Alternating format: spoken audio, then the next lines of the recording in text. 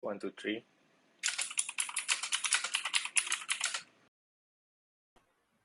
Assalamualaikum everyone. Dia dengar? Listen.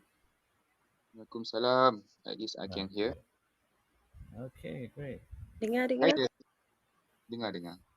So Jerry is Yes. here. Hi Jerry. Rahma is here. Hi Rahma. And Liana. Liana tak perasan Ada kat bawah tu. Oh yes, Liana. Okay. Hi Liana. Assalamualaikum. Good evening, everyone. Welcome to Pixel Play Ventures Clubhouse Room. Today's session will begin soon. Do stay and we'll begin shortly. Thank you.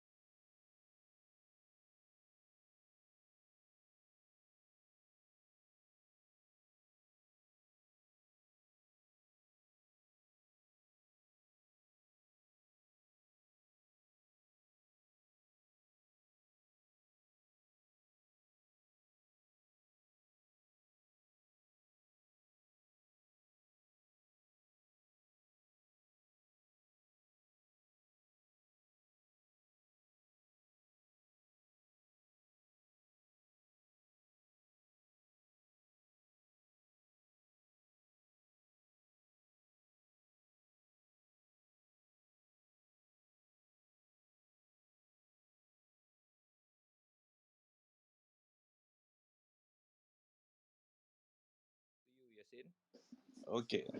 Assalamualaikum warahmatullahi wabarakatuh, and a very good evening to everyone. Welcome to Pixel Play Ventures Clubhouse Room. For your information, this session is also streamed live on Pixel Play Ventures YouTube. Ladies and gentlemen, today's topic is titled Entrepreneurship, Founders Stories Series 5, featuring Zahira from iLuvQuran and Izairi from TheNoor Startups. Our moderator for today is Sharul Niza Yahya, whom is also the Chief of Operations for Pixel Play Ventures. Sharul, the clubhouse is all yours now.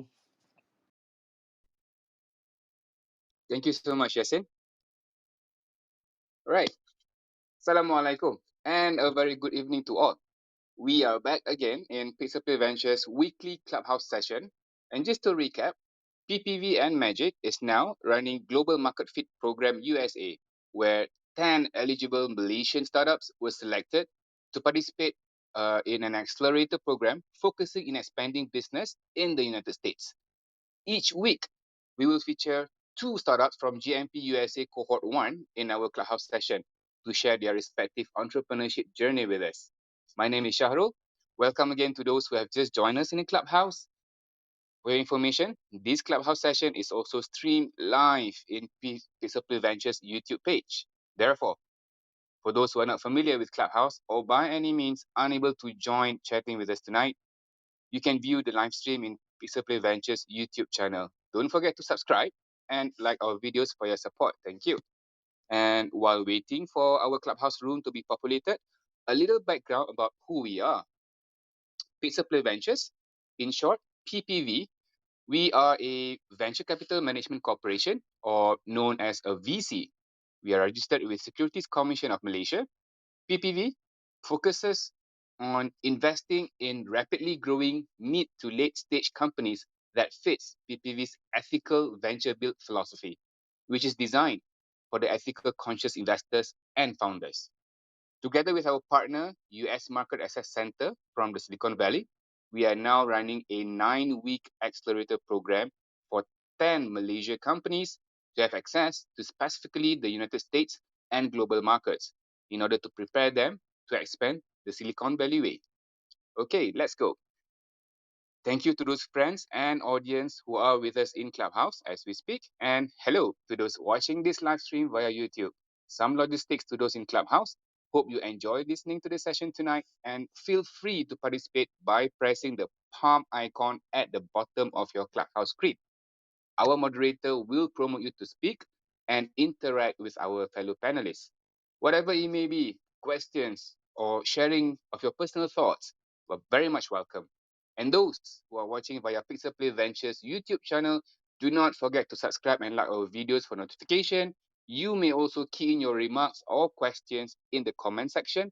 Our moderators will pick them up and convey to our fellow panelists. And tonight, we are continuing with chapter 5 of our Entrepreneur Founders Stories series. Together with us, we have Nur Zahira Sukran from iLuvQuran, as well as Muhammad Izari Yamin from TheNoor. Not forgetting my PPP partner, Amiruddin Aziz, Abang Amir, who are also with us here tonight. Assalamualaikum and a very good evening, Zahira, Zahiri, and Abang Amir. Waalaikumsalam. Actually, I didn't do justice for iLuvQuran. I really miss the child voice over. You know, knowing iLuvQuran, knowing Zahira. Normally, how she would present iLuvQuran, it was something like, I am Zahira from voiceover will come in. There will be a very cute child sound. I love Quran. So cute. Tak ada malam ni, eh? The Unfortunately, tak voiceover. ada. Tapi tak It's apa. It's okay. okay. It's Yeah, okay. she went shopping tonight, so that her father brought her out shopping supaya tak kacau mak dia. But she'll be back later. She'll be back later. Let us know when she comes back. I would love to listen to her voice over and have it recorded in YouTube live stream. Thank you. Okay, no worries. I will first do a quick introduction of our founders before we let them share their interesting journey. Yeah, and I'll start first with you, Zahira. Zahira is the founder and CEO of iLuvQuran, and or I love Quran. Sorry, can't help it. I can't help it. Okay, Tak apa, boleh. Thank you. I'm honoured you remembered all that.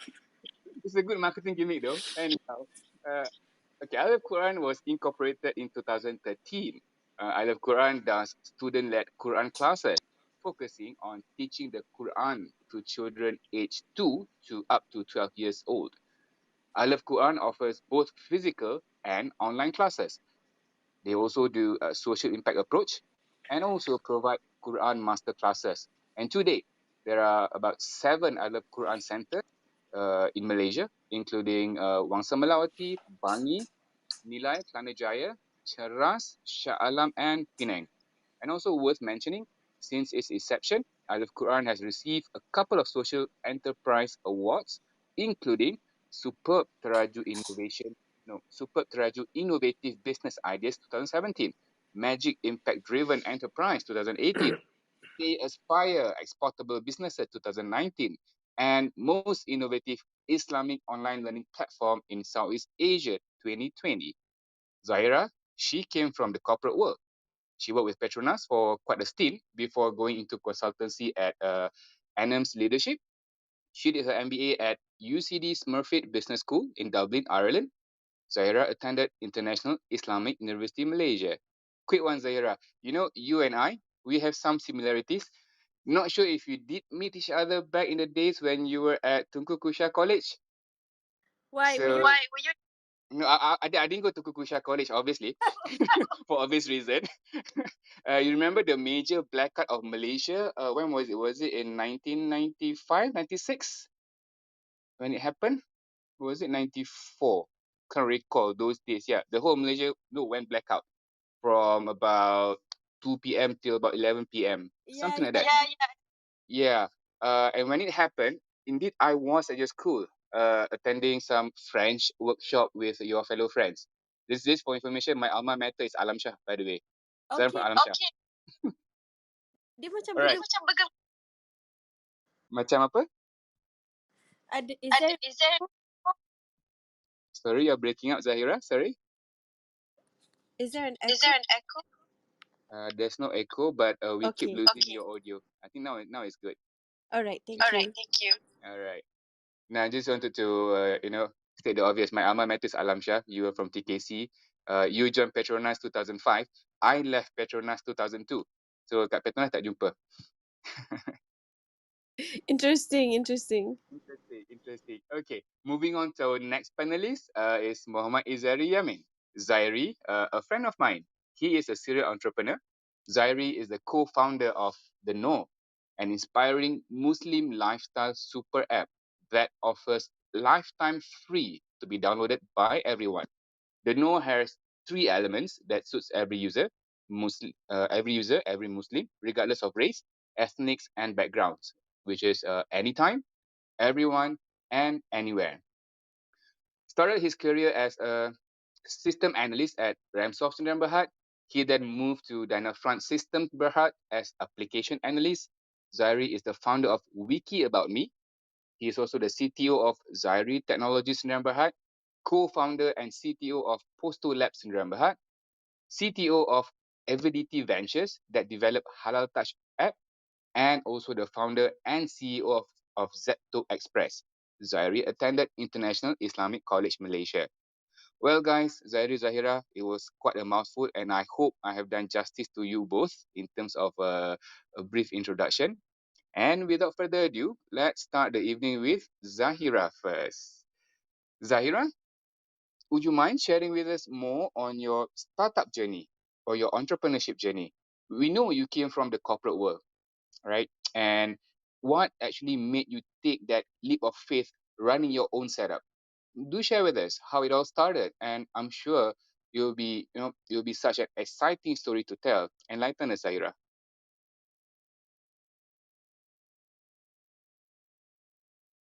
Thank you, Thank Shahrul. you, Sharon. Um, my journey is kind of funny. I always wanted to be an entrepreneur. When I was growing up in TKC, we had this we did a website. It was the early days of the World Wide Web. So a few of my friends, actually one of my friends, sends her kids to iLuvQuran now. She was the one who was very technical, so she made this website and she's like, "Siapa nak letak? Do you want to put your names here? I want to put what you want to be, your ambition on the website." So we put in our ambitions. Mine was to be an entrepreneur. Like I was thinking of Khadijah radiallahu anha, the Prophet Sallallahu Alaihi Wasallam's wife. So I just put there to be a well-known regional entrepreneur, something like that. But then I went to do engineering, which I changed like 3 times, from mechanical engineering to environmental engineering, and then I changed to industrial engineering. So I'm like, I don't like numbers. So then in the end, my sponsor was like, "Are you sure you want to stay in engineering? You want to do something else?" So I was already taking all these writing classes, um, poetry classes, American poetry, all these type of things. And then my sponsor said, "Why don't you just do communication writing?" So I graduated with writing, and then I came back to work with Petronas, like you mentioned. And I went to do my MBA because I love strategy. So that was the reason for doing the MBA. And in that application essay for Dublin punya MBA, I wrote that I want to open a company that helps mothers. Little did I know that I finally opened a company that helps mothers through education. What I thought was like doing something that helps mothers through and something that would help them at home for breastfeeding, ke benda macam things like that. So I never thought I would be an education entrepreneur. So it was mainly because of the children. So I have iLuvQuran, and I also have another school called Khadija Learning Center, and that's for an all girls primary and secondary school. So both of those were opened for the children because we were looking for something in education that we couldn't find. So I Love Quran was because we were looking for a Quran school. Actually, we were looking for tahfiz that would be kind and age suitable for our son, who was 6 years old at that time, which we couldn't find. Most of the tahfiz were very, very traditional. um Everybody had to sit down, and there was always a cane usually, and we went to visit a few different places and we couldn't find it. So that's where we started off, opening up I Love Quran. And it's been a journey. We I was still in Petronas when we started. My husband was also in Petronas. He's still in Petronas. After like 2 months of opening I Love Quran, we were already financially sustainable. Like all the funds could be paid, the teacher salaries and all the rent of the center. That's where, and then people started asking us, when are you going to open here, when are you going to open here? So the demand was quite high, so that's why I left Petronas. And we had a big fight. Like, I was like, you make sure when you have your bonus you have to give half to me, because I'm leaving Petronas has a great bonus, kan? So I was like, we had this big fight in the car and everything. So I had him promise, and I wanted him to sign an agreement, don't go and get married to some other lady and leave me, because I'm now like, entrepreneur slash housewife. So yeah, that was the early days lah. You literally signed an agreement with your husband? No, Serious? I didn't lie. He said, "Why are you worried? I'm gonna be like." He was like he was making all sorts of promises. Alhamdulillah, he's still holding on to those promises. Nice to learn that. And but I mean, hearing you out earlier, you have always had this ambition of uh teaching, even since when you were in TKC. So true enough, you mentioned about it. So going to the corporate is one thing, and I guess I mean, I had a similar situation as you were. Didn't know what to do back then in back in the 90s. ICT was the big thing. It was a new jargon introduced by Dr. M, our previous Prime Minister, now currently Tun M. So ICT is really huge, and the emerging of a dot-com bubble, etc. So everybody wanted to do IT, ICT, engineering is like more traditional. But I do understand, being a science student, when you go into your tertiary study, most of the time you don't know what you want to do, because there are many things that you can do, and most of us regret what we went through last time. Should have done something Yeah. else instead. Actually, for me, the main motivation was to go overseas. So I didn't really think about the study part. I just was like, I want to be one of the best students going to study overseas. So when I was there, baru menyesal lah. Then I was like, why did I take engineering? Why I should just go to ITM and take arts and media or something like that. Kawan sekali lagi banyak duit. Anyhow, thank you for sharing your how you started your journey last time. I'm just going to quickly shift over to Zairi. Moving on, Zairi, okay, bro. You on the other side, you have always been the tech guy all along. In this digital era, technical people is pretty much being sought after very highly, and of course highly paid too. I can relate to your DNA, being a technical person, being a technical, techie myself. Example, I did SAP back during those days when I was still in the industry, and I can tell you, I was being paid very, very, very dearly. I mean, just for sharing purposes, something like Singapore dollar 3,600 per day at one time. So that was those days, lah, good old days.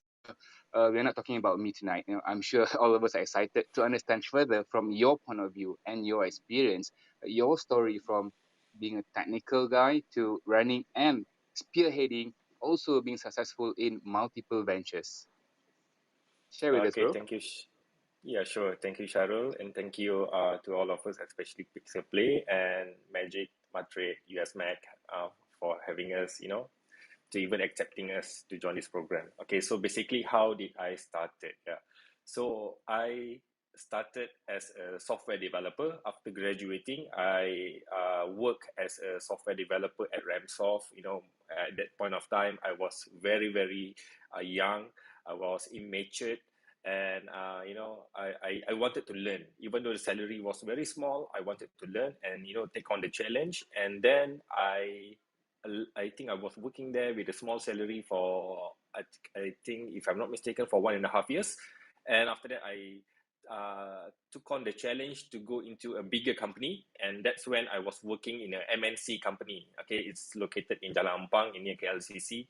So I was developing a lot of insurance applications, banking solutions. I was doing at that point of time in 2006. There was no smartphones.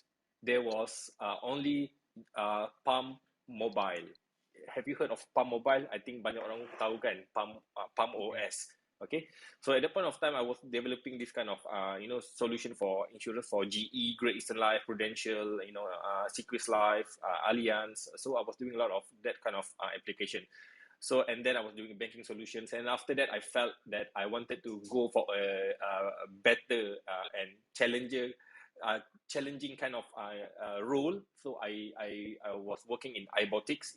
It was a Germany company. It's based in Kassel, German. And then I was doing a lot of something which is quite new to the people here in Malaysia as well. At that time, when you talk about drone, nobody knows about drone. That was like back in 2010, yeah. So nobody really cares about drone. Nobody knows about drone, and it was not really popular. So I was developing a lot of these telemetry systems. But in Germany, you don't say telemetry; they call telemetry. Sounds like Kelantanese a bit. Okay, so I was developing a lot of these telemetry systems, for the drone using tablets. And then I came back and I was doing a lot of jobs and building a lot of software for the government. For example, the PRU analysis and forecasting, including swing simulation. So I was building it and for the government, and at that point of time, MKN Majlis Keselamatan Negara was using it.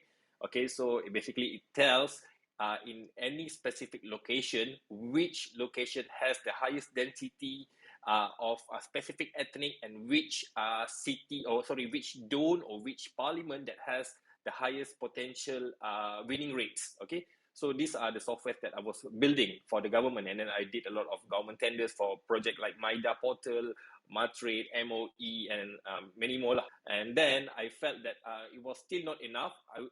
I wanted to do something more challenging.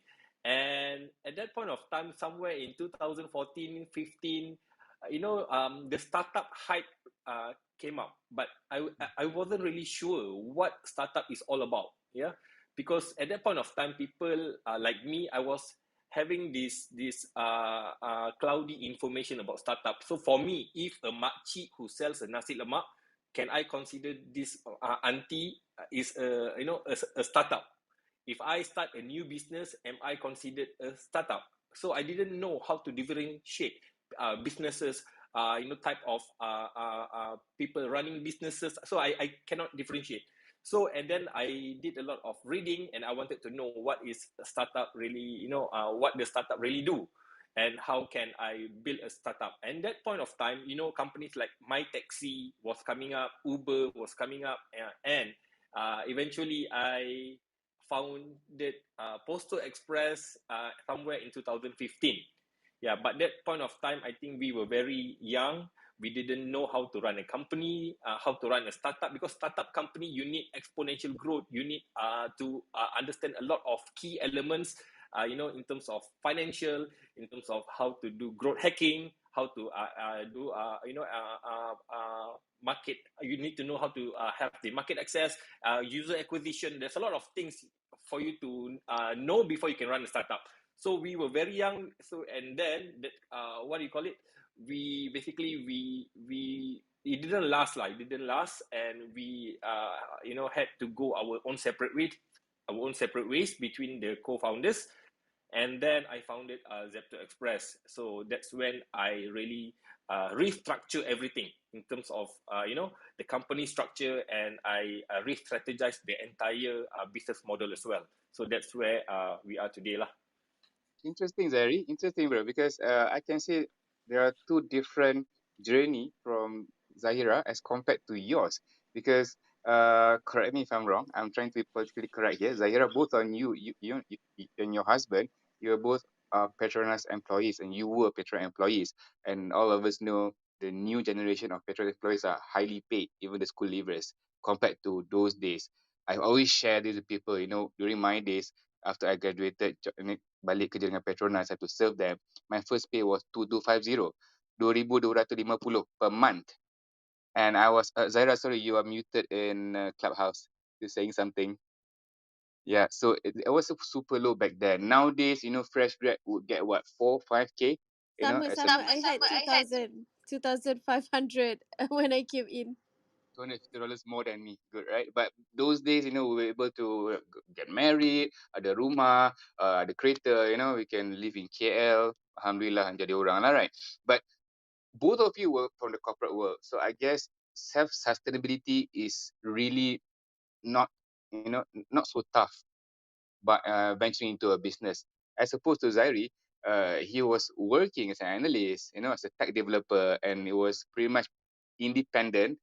and trying to find his own solution for his naivety in the startup ecosystem about 2014, 15, 16 macam tu, right?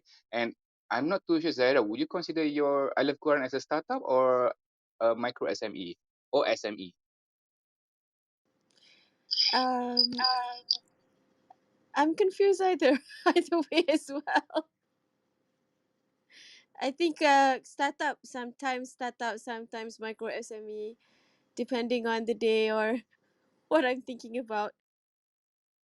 Totally understand, because I guess macam Zari cakap lah, the definition is pretty much vague, talking about digital, you see makcik tepi jalan jual goreng pisang, that's purely micro SMEs, right? Or IKS they call it in Malay. But one fine day, that makcik somehow post or market her goreng pisang in Facebook, which is a digital platform.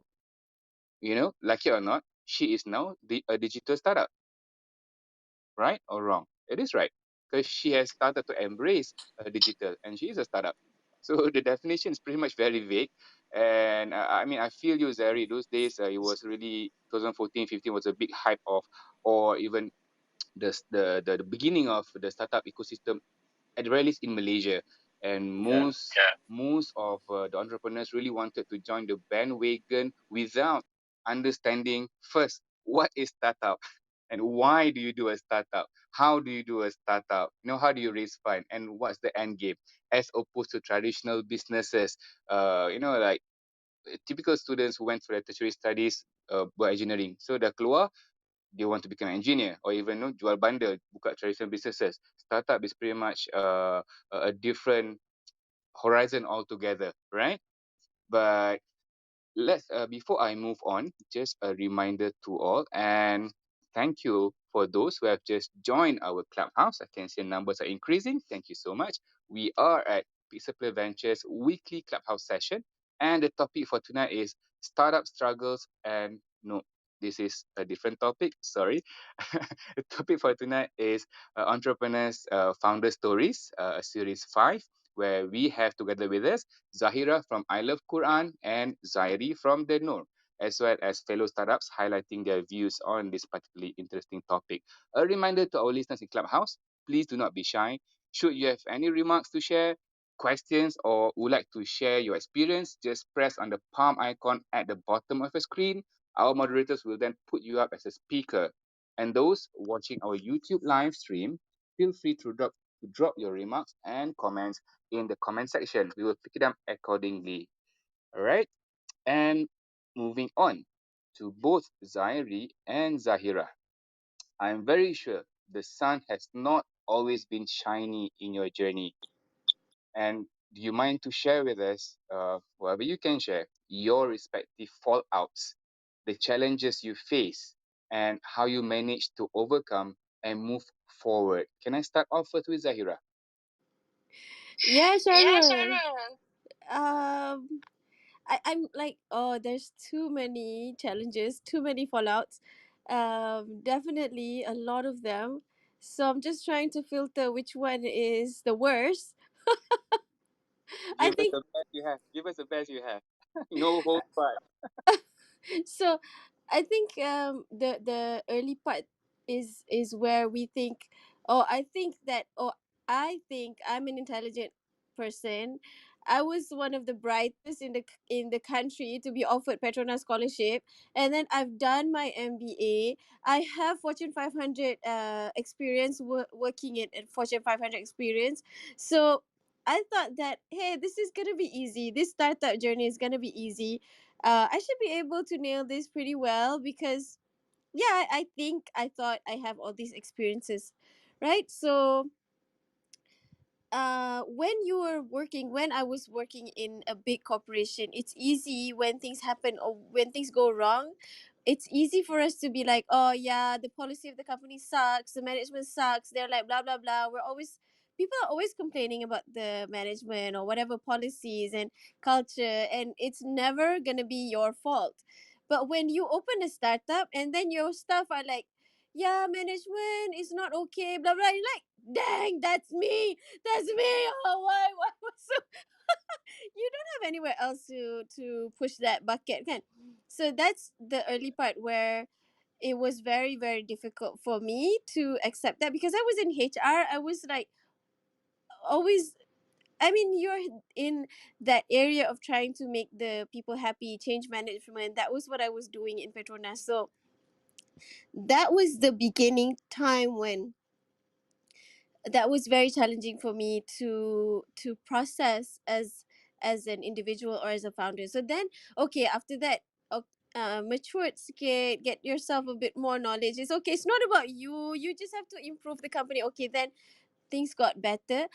And then one day in 2016, 2017, when I was in Petronas, I was one of the people who took care of the scholars, of the students under Petronas. So I had that short stint, and met a lot of really bright young leaders, bright students under Petronas. And one day there's this one graduate whom she said she remembers me because I emailed her and told her that Petronas didn't accept her. She failed the interview. So she was sitting under iLuvQuran and she was crying under there. And she was like crying. I'm like, what happened? Is everything okay? So she said she just left her job and it was a really sad story. So I took her in. I said, well, if you don't have a job, I can offer you part-time. Maybe you can work here while you're looking for another job. So that was on a good intention, but then in actuality, people go through the in general there are a lot of people going through a lot of mental health issues. So she was going through a lot of really, really big mental health issues until one day she showed me that she cut her wrist. So I told her, you have to go and get help. That was the trigger point. But before that, what I didn't know was she was basically like a batu api inside the company. She was saying all bad things about my husband. She was saying bad things about me, and to me she was always like saying, oh, this person is like this person. So can you imagine, you're in Tafiz, you're in a Quran school, and all these like um the worst part of humanity, the worst part of human nature was going around. And that time I couldn't sleep. A lot of nights I couldn't sleep because I'm like, who is this person who's like saying bad things about me? Who's Actually, it was the person right in front of my eyes, but I didn't know that because she was going through a tough time on her own as well. So yeah, I think that was people management, people issues were biggest issues. We had times financial struggles. I think all those things can be solved, but people issues are like my biggest headache so far.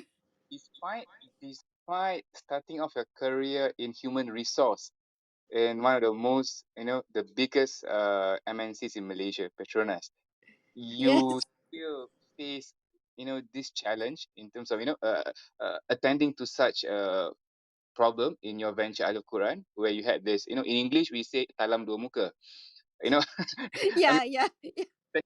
thank you so much for sharing. I guess this is pretty much personal because it involves your other half as well, and it's your personal company. And I believe this happened like almost everywhere in any entity, any businesses. But how do you manage to overcome it? No, I didn't know that she was spreading all these stories until she left. Until she left, like 2 3 months after she left, and then one ustazah who started to speak up. Before that, so many people resigned. Like one ustaz resigned, and then somebody resigned, and I'm like, what is wrong? Like, why are these people all resigning? After she left, a few months after she left, then one ustazah told me, you know what? Actually, she's been saying all sorts of stories about you. So I'm like, really? What? So innocent. I was so innocent. So yeah, the reason that I knew was because she showed me that she cut her hand. So that was a big red flag for me in terms of her mental health. Like, I really wanted her to go get help. So I was telling her, you need to go get help. And I even volunteered to bring her to the health facilities to see a psychiatrist or get mental health help. She refused, and then there was some performance issues. So the performance issues were the one where we were like, look, you, if you don't want to get help with your performance issues, so then we had to ask her to leave, or we would give her a letter lah. So it was the performance issues lah, and coupled with that, not refusing to go and get help kan. So not just because performance, I mean, you I don't want to go into the labor law and all that stuff, so yeah, I'll stop there. Let's not go there. Else it'll be a 4-hour session. Anyhow, Yeah. anyhow, this session is, if she's not, definitely she's not in Clubhouse. I hope not. But No, definitely she's not. on one fine day, if she were to view Peaceable Ventures YouTube, we are not naming anybody. I'm sure, inshallah, things have been good for her and she has changed. Inshallah. But I would like to focus on how did you manage to handle this defamation within iLuvQuran. The damage control. Yeah, that took a long time. So basically, there was distrust everywhere. I was distrusting people because she kept telling me, "Oh, Kak Ira, I'm gonna speak Malay here because it sounds Okay, boleh, better kan. boleh, boleh. Kak Ira, hari tu masa Kak Ira vacuum kan, you know what? Some of the other, dia orang cakap kan, biar dia vacuum sendiri, padan muka. I'm like, who is so jahat to say this? Who is so, rupanya is all from her. So I was having distress issues as well, and it was mainly, I was just praying to Allah, Ya Allah, show me who is this person, let them go out, I don't know who this is. So but after some time, when I said earlier that there was one ustazah who started saying that they were facing trust issues, so then engagements with them, and then what happened was, at that same lowest point, that was the same time we got superb teraju. So that was, I think Allah was like, it's okay, you're gonna get through this. So we had some funds and we did team building with them. So that, I think that helped, especially the team members who trusted me. They were the ones who spoke on my behalf, and they were the ones who were like, guys, if you have any issues, just speak directly to me, to the founder. Don't go around and cakap belakang, bisik-bisik sana sini, and then like, because that is so prevalent in our Malay culture. We just like to assume and speak behind because we don't have the courage to speak in front kan. So that took a lot of education and engagement for the team to trust and speak again. So alhamdulillah, today everything is much better. We have a good management team, alhamdulillah. And yeah, it took time to. Again, thank you for sharing. I guess this is very much personal to you, but I guess, for the benefit of the audience here, the listeners, Clubhouse, our fellow viewers in YouTube, these are really happening in actual situation. It happened, and you yourself personally had to go through it. I'm going to give you a breather. For your information, fellow listeners in Clubhouse, while Zahira was explaining that event, she was so expressive. And sampai tak nangis je. We had a couple of incidents in previous Clubhouse. I hope today tak ada siapa nangis. I give you a breather. But then again, I'm a Malay myself. Kita orang Melayu kan. This is a joke, a sarcastic joke that I would always tell people. You did your MBA in Ireland, in Dublin. Orang Melayu kita ni tak payah buat MBA, dah ada PhD dah. So we don't need to have MBA. Everyone dah ada PhD. Perasaan hasad dengki. Tak payah buat MBA. But then again, Yeah. it's so cancerous and best. I mean, the worst thing is because you think you're in an Islamic company and you didn't think that these people with Islamic background, you think that they would be immune to these type of things because they're Ustazah, Hafiza Quran. They're like the most pious supposed to be people. But yeah, I have we're an all human. interesting term for this, which is penunggang agama. But let's save that for a different session. Nanti kan panjang lebar. Like I said earlier, I'll give you a breather for a short All right, while. thank you. Thank you for your sharing. Zairi, bro, interesting story by Zahira tadi. I guess kadang-kadang when you involve perempuan ni, sorry not sorry, kadang-kadang drama sikit, right? And mostly, sorry Zahira, no offense to all the female founders out there, but How about yourself, bro? Is there your many companies, your many endeavors, even when you were employed all the way till TheNoor today? What was the, the biggest challenge you have ever had that you may want to share Uh, with the world? Yeah, I think the biggest challenge and that I learned a lot is when I did my first startup, that is a wiki about me. So Wiki that about. wiki about me. So basically, it's a social aggregator where it synchronizes all your social media postings, videos, whatever you want to post on social media. It synchronizes to all your social accounts. Then you can basically monitor from one single source platform. So that's what I built somewhere in 2013, 13, 14. Okay.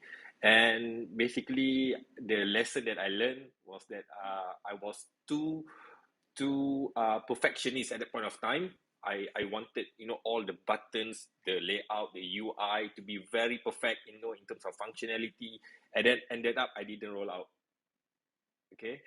But whenever I did any presentation to Media Prima, to TV3, to all those media companies, they were very interested and they were very keen in using the solution.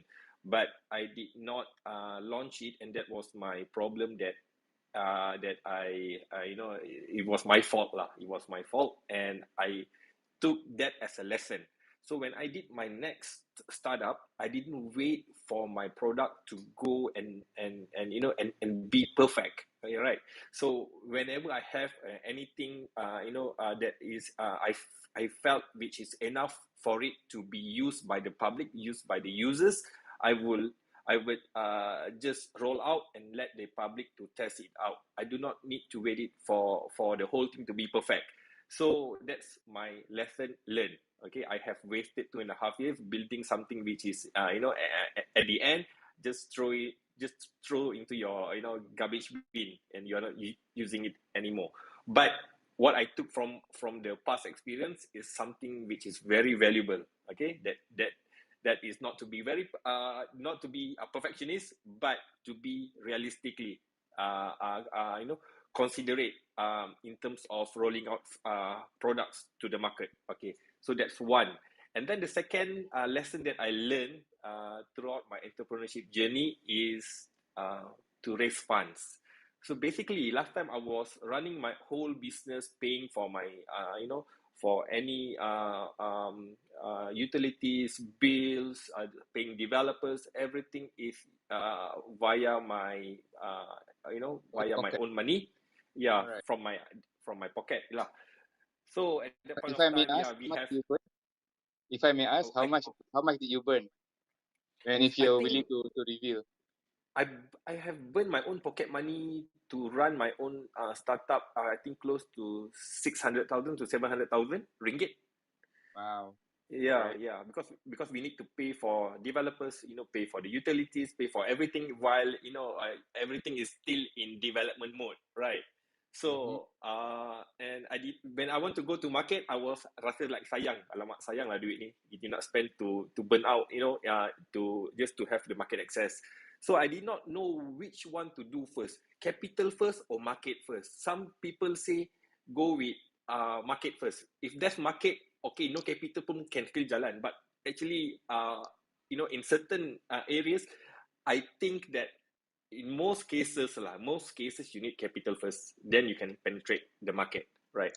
So one fine day, I think most of my friends, and I've been saying this same, been sharing the same story in many platforms, where and how I learned the capital mechanism, capital mechanism, and how I structure my company and how I did the fundraising. So it all happened when I was doing Postal Express, my second startup, and at that point of time, before we decided to go on our separate ways, I basically had a chance to do the exhibition in Ireland, Dublin Web Summit, Mm. somewhere in 2015. You didn't meet Okay. Zaira in Dublin? Out of curiosity. Tak jumpa? Tak ada jumpa, tak ada jumpa. So 2015. She was there 2013, 2015, no, Zaira, right? No, no, I came back in 2013, so 2 years before that. oh yeah.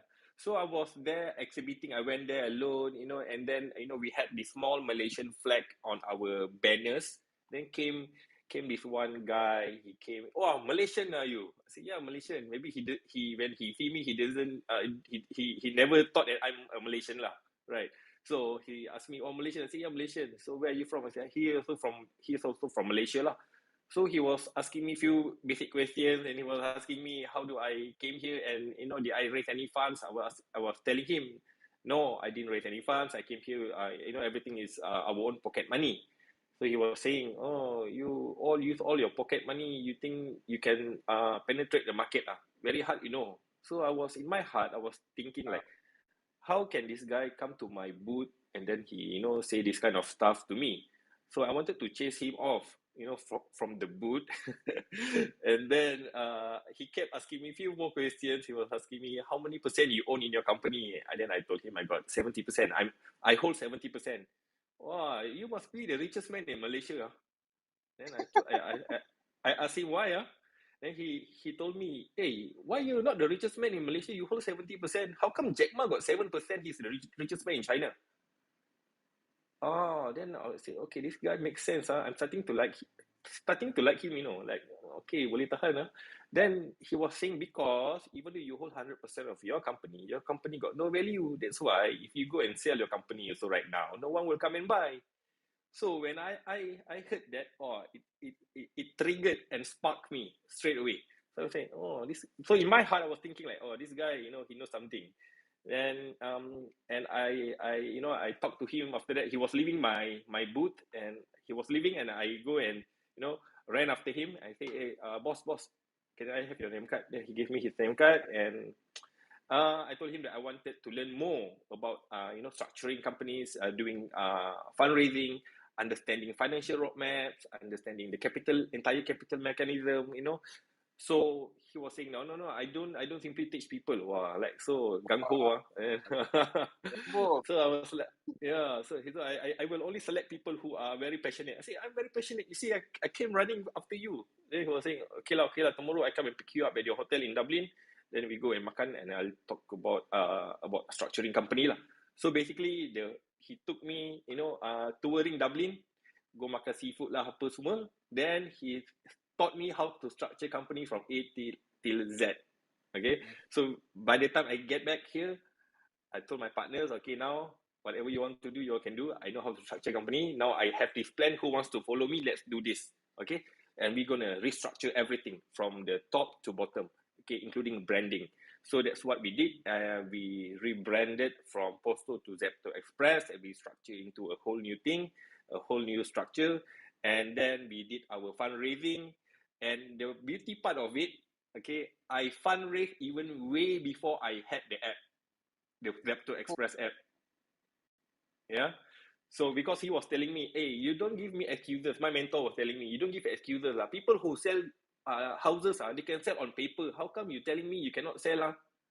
House also belum siap, they can sell houses. Now you telling me you want to get your product up and running, and then only you want to go and fundraise. Don't give me excuses. You can go and sell. People will invest based on, because they have their gut feeling, who really trust your vision. Okay, because like Steve Jobs, when he first launched his first iPhone in 2008, okay, everybody was like so so crazy about the phone. Everybody was saying a lot of very good things, good feedbacks given to Steve Jobs, saying he was a visionary, blah blah blah. But now, where is the first iPhone? It's no more relevant to the market, right? So because at that point of time, yes, that product is relevant. But when time passes by, it's not about the product. It's about the vision of the company, where the company is heading the next few years. So people follow you, people invest in you. It's because they know that because they believe in your vision, they believe where you are driving the company in the next few years. So this is what I've been taught. Whenever you want to raise funds, whenever you want to sell equity, and it's not illegal, because you can sell equity of your company, and then you will have a peace of mind, because people invest in your company rather than you taking loans from the banks. Okay, so and your company will have value. So now there's willing buyer, willing seller. So He was telling me, if you're selling a pen, and a pen, like those salesmen selling at all these mamak shops, bang, pen RM5, RM10. Some people will have interest in the pen, some people will not have interest. Some people value the pen, some people will not value. So you go to the people who value the pen, okay, and then you sell to the people who values the pen. So that's one of the things, valuable lessons that I've learned throughout my entrepreneurship journey. And the downs is when you do not understand how to work in a team. You are very young, you're not matured, but we think at that point of time we know everything, right? I understand tech, so it doesn't mean that if I understand tech, I can be successful as all those tech entrepreneurs out there. I have to understand so many things, so many what do you call it, metrics, so many metrics, or parameters that you need to know before you really go and hit the market. So that was the learning curve and the up and down lah that Yeah, bro. I've gained throughout. Thank you, bro. This is getting more interesting. I have a couple of good points to ask and to discuss later. Indeed, a couple of good takeaway points from both Zahira and Zairi from their respective journey, which I would love to have Abah Amir to comment in a short while. But before that, thank you to those who have just joined our clubhouse. We are at Pizza Play Ventures weekly clubhouse session, and the topic for tonight is Entrepreneurship Founder Stories Series 5. Together with us, Zahira from iLuvQuran and Zairi from TheNoor, as well as fellow startups sharing their views on this interesting topic. A reminder to our listeners in Clubhouse, please do not be shy. Should you have any remarks to share, questions, or would like to share your experience, just press the palm icon at the bottom of your screen, just like what Amirul did. Amirul just requested to say or ask something. Hold on, Amirul.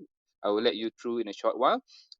Our moderators will then put you up as a speaker, and those watching Pizza Play Ventures YouTube live stream, feel free to drop your remarks and questions in the comment section. We will pick them up accordingly. Before we continue, Amirul, yes, hi Amirul, Assalamualaikum.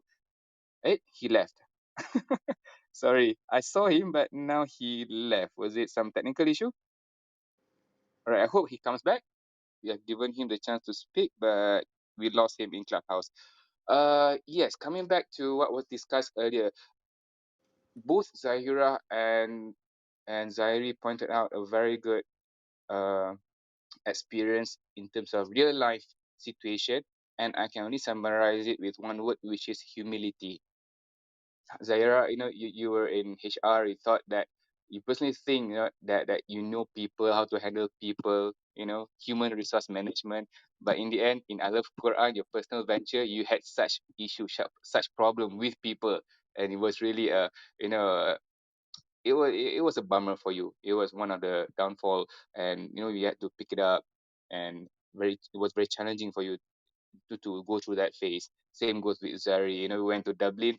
Ingat, I think we are at fault for all this. All of us had this thinking that we know everything. Then again, we realized that being technical, lagilah Zairi, dangerous, right? You think you are the best. I always told people when I was doing SAP, I'm a surgeon because I solve problem. I provide you the system. Without me, you can't even log into SAP 8 o'clock in the morning when you go to the office. So without me, the system is not alive. So when there's a problem with the system, I go in and I do my thing as a surgeon. I make sure the system is available for you. So we tend to think that we know everything. In the end, sebenarnya there are more things out there that you should know. So humility is key, I reckon, in being an entrepreneur, whether it be a traditional business or even startup. That's one. Number two, Zairi, you highlighted one good point of running a startup is about when to actually roll out your product and services or your solution. Most people, semua orang ingat nak kena siap dulu. You have to be perfect. Then only you go to the market. Apparently, it's not. So quickly, if you can share with us, with the fellow audience as well as listeners here, in terms of definition, bila kita patut roll out sebenarnya? Beta version ataupun concept version prior to that, ataupun you have 1 or 2 users, subscribers, from your experience? Okay. So basically, when I roll out, because I've learned the lesson from Vicky about me. So when I roll out Post to Express, basically my team who handles the daily orders do not have a proper platform to basically check orders coming in. So they had to use a lot of SQL command. If it's like some sort of like command line that you need to key into the database console. So basically, we have a system that is only sufficient for the users journey. That means the users can register, the users can make their bookings, everything is fine on the user side, but it's not yet equipped with a lot of other features, but it's sufficient to run the basic features that our business needs to run lah. Yeah. So In the basically, analogy of we edit from time to time lah. right. So in analogy of a car, to make people to understand it better, as long as the car can move from point A to point B, it works. Launch it, go to the market. Tak ada pintu, it's not even being sprayed with the right color yet pun, it's okay, right? As long as it fits the purpose. Correct. Yeah, correct. Right.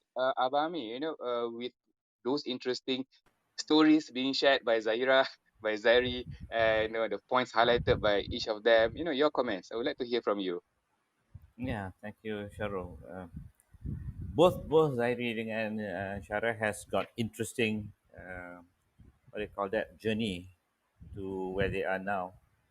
But for me, yeah, everybody will have their own versions lah. And the interesting thing is that we will have similar, but many of us will have similar but different experiences. So we have shared great ones. I think, and I hope, I feel everybody has benefited from what we've had tonight. But I just want to stretch it a bit to something more a bit serious lah. Jari, you only spoke about Zepto, but where you are tonight here is because of TheNoor. All right, and TheNoor is something interesting I find, because it's using it's a platform for people who are into the Islamic religion.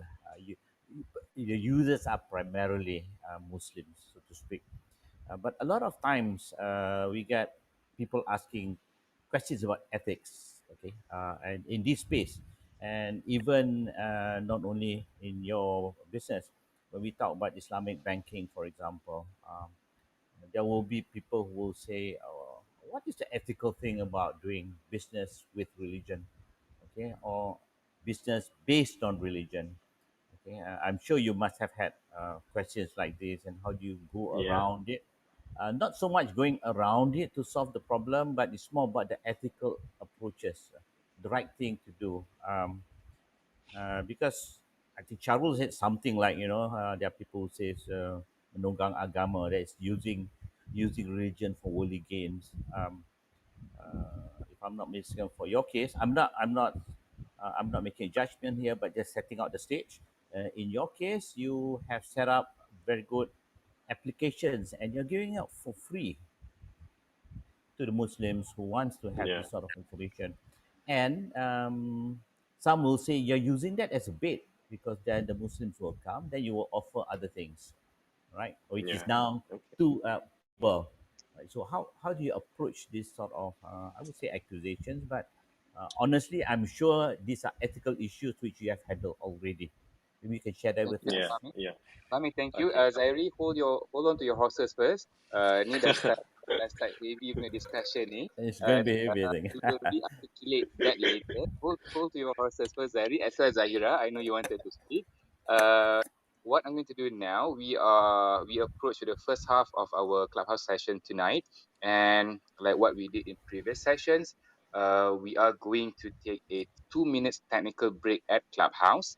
And while we are at it, we shall play a short video promo of GMP USA Cohort 1 participant in our YouTube live streaming.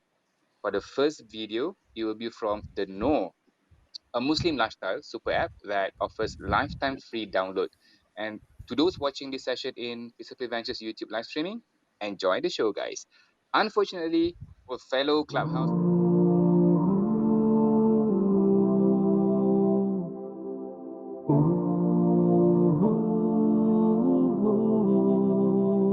can you see the light? Can you see it shining bright. Noor, Noor.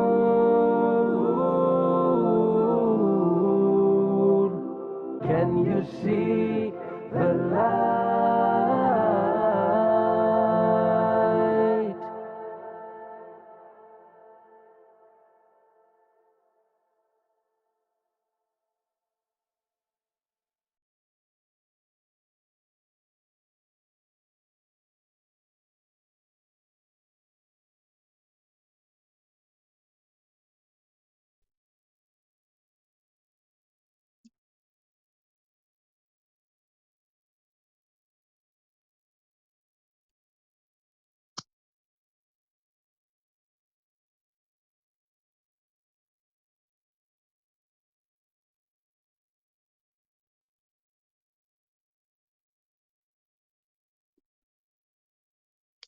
Okay, welcome back, guys. Right. Let's continue. And welcome back, everybody. Thank you for those who have just joined Clubhouse session.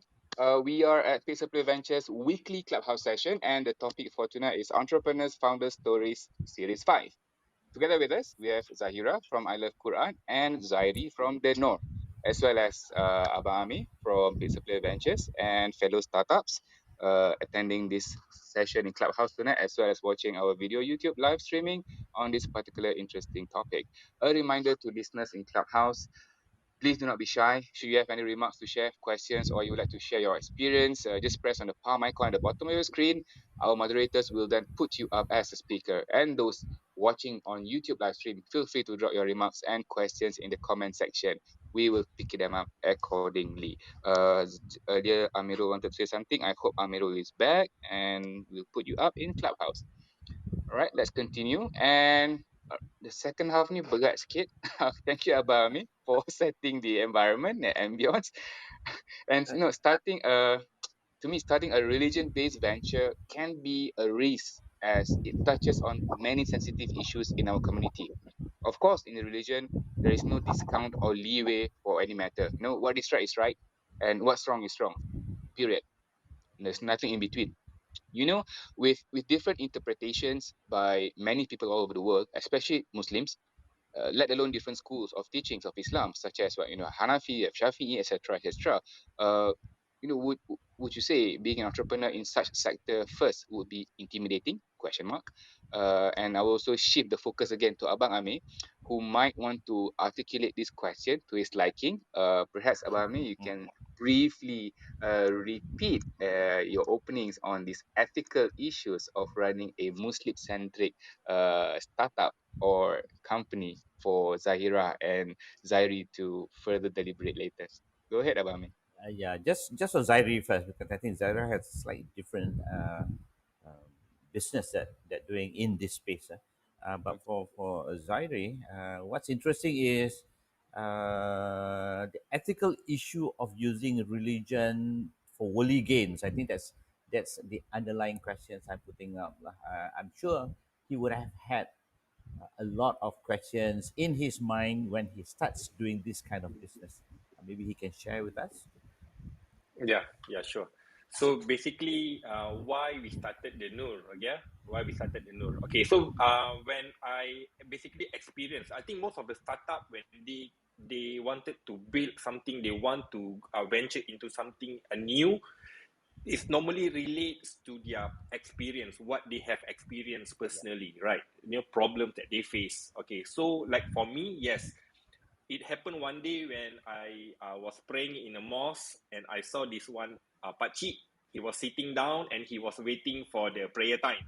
He opened up a Muslim app and then he had to wait for 5 seconds or 7 seconds, I can't remember. And the ads that popped up was gambling ads.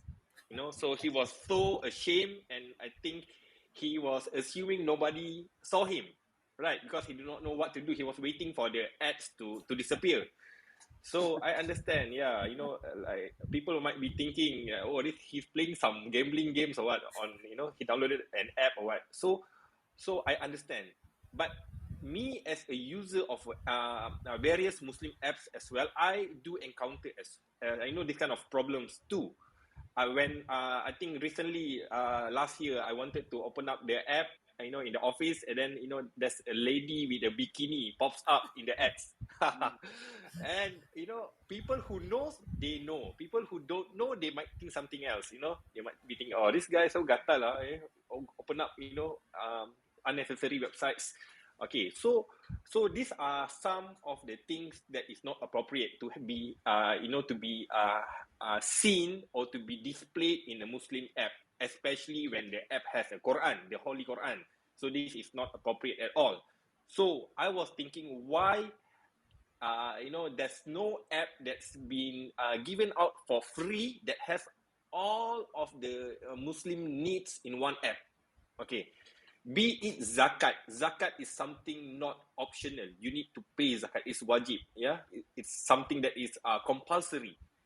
Donation, tabarruk, or sedekah is also highly recommended in the religion. Where whenever you give one time, Allah give you back in multiple rewards. Yeah, which is already been promised by Allah. So these are some of the things, the ibadat, I think, which can be also be part of an app, but I don't see any of this app available in the market. So I was thinking, why can't I build an app that is premium, that has a premium look, premium feel, premium feature, but I'm going to give out for free? So now there are some problems that I need to think of. One is, how do I do it for free? Yeah. And the second part is, how do I capture and let people know that I have an app that can cater your needs and without any unnecessary ads popping up on your screen. So that was the main goal that I wanted to achieve. Yeah. So when people came to me and asked me, bro, when you do this kind of app, this is a religion app, you cannot be selling products. I was asking my friend, what's the problem with selling products? Yeah. Islam Islam covers everything. You can buy and sell, as long as there's no riba involved, right? Buying and selling is not prohibited, it's halal, right? So when I see sometimes people, they came in a different angle. They say, you are going to be monetizing in this app. I was asking that as well. If monetizing haram, that means people who are selling a Muslim app for $39 on App Store is also haram. He's selling a Quran. Can you sell a Quran? No, right? Okay, so there are costs, okay, in terms of developing. So these are the costs, okay, but you cannot put a price on a Quran, but you can put a price on the service that you are going to be giving out. Okay, so these are some of the misjudgment by the people. So they do not understand what is what and how things need to be done according to the Sharia laws or Sharia disciplines. So these are some of the things that I think many of the people, they get confused when it comes to monetary. So I think that's the answer that I think I can answer Abang Ami. Sekejap. Thank you. Sekejap. Pause sekejap. Shift to Zahira. Zahira, apa ni, TheNoor boleh kasih free? I'm not too sure about the business model. Kalau kata boleh tweak sikit, iLuvQuran boleh kasih free ke? Can you provide it for free? We do have some materials for free on our learning platform. Tapi kalau kelas tu, because you have to pay the teachers, so then what are the Quran teachers gonna eat if everything is for free? We do have free classes though, but those are sponsored by paying parents. Like those who can afford it, they sponsor free Quran classes by our teachers to the orphans or homeless. We have those type of classes, but those are not free. I mean, we pay the teachers because it's their time. We can't expect them to, they went to university to learn, and we should pay them lah. So yeah, we do have free classes, but they're sponsored by other people. And just to echo what Zahir mentioned, of course, there is cost somewhere. And in Islam, trading is not prohibited. In fact, digalakkan. Ini the Quran, Ibn Rasulullah berniaga, right? So it's pretty much being supported by the religion. To deliberate further on Abang Amir's concern about ethics of you, I love Quran being in the religion-centric business operations. How do you manage,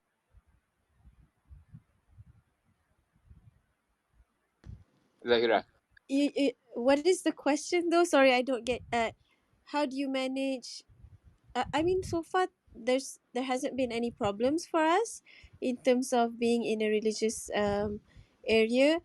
I think some parents just feel like some paying people just feel like, oh, I can get a Quran teacher for maybe just pay them 30 ringgit a month. But then at our center we have our cost structure, which is related to the R&D we have to do for the classes, the quality control that we have to ensure in the classes, and of course we want to pay our teachers well so that they stay with us. So but I mean that hasn't been an issue with the parents who can see the value. So yeah, alhamdulillah, so far we haven't had much issues on payments and pricing or things like that. I had one funny story.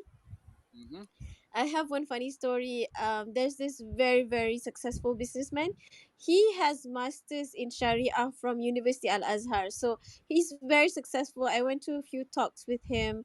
And that time that I met him, we talked about tahfiz a bit. We talked about the Quran schools because he has his own tahfiz as well. He's a successful businessman and he sponsors a Quran school in his kampong area. So I went to a talk with him and we were talking about the Tafis, and then I mentioned I was applying for Superb Teraju. So he was like, Tafis buat apa nak apply Superb Teraju? Buat apa nak apply funding semua? So I was just burning inside because I'm like, never mind, just let it go, let it go. Because how Human are resource. we? Human resource. Yes, cool down, cool down. Because in my mind, if all the Quran schools, I mean, there is no big like center throughout the world that can unify, that can bring together a good learning approach for the children. In my mind, if everybody's just using the traditional methods and everybody just short sendiri, comfortable in our comfort zone, then how are we gonna improve the industry? So, but anyway, he's like masters in Sharia and he's like super duper rich. He even invested in my new school. So I just macam telan je lah. Never mind, I'm not gonna say anything to to hurt his If feelings or something kan. I wonder. I if would. I Sorry, sorry Abang Amir.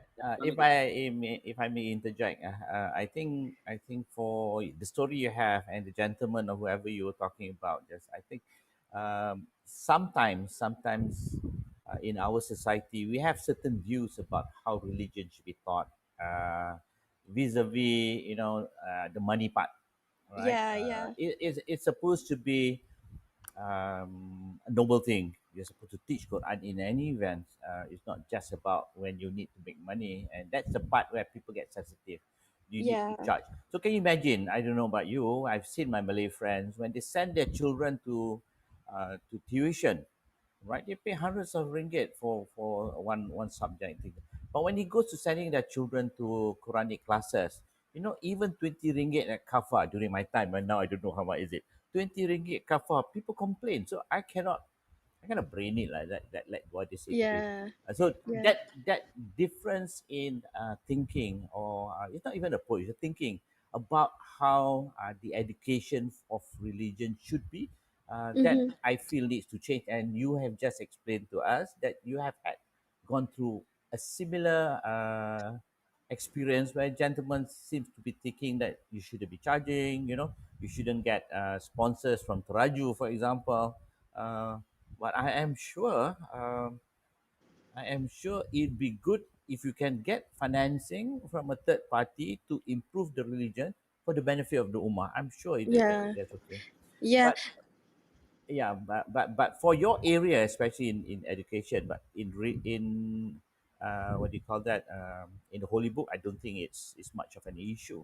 But when you go down even further to the teachings of the prophet, the sunnah especially, uh, there are other issues of ethics that has been considered. I don't know whether you've encountered it yet, but you will come one day. We are talking about things like academic integrity.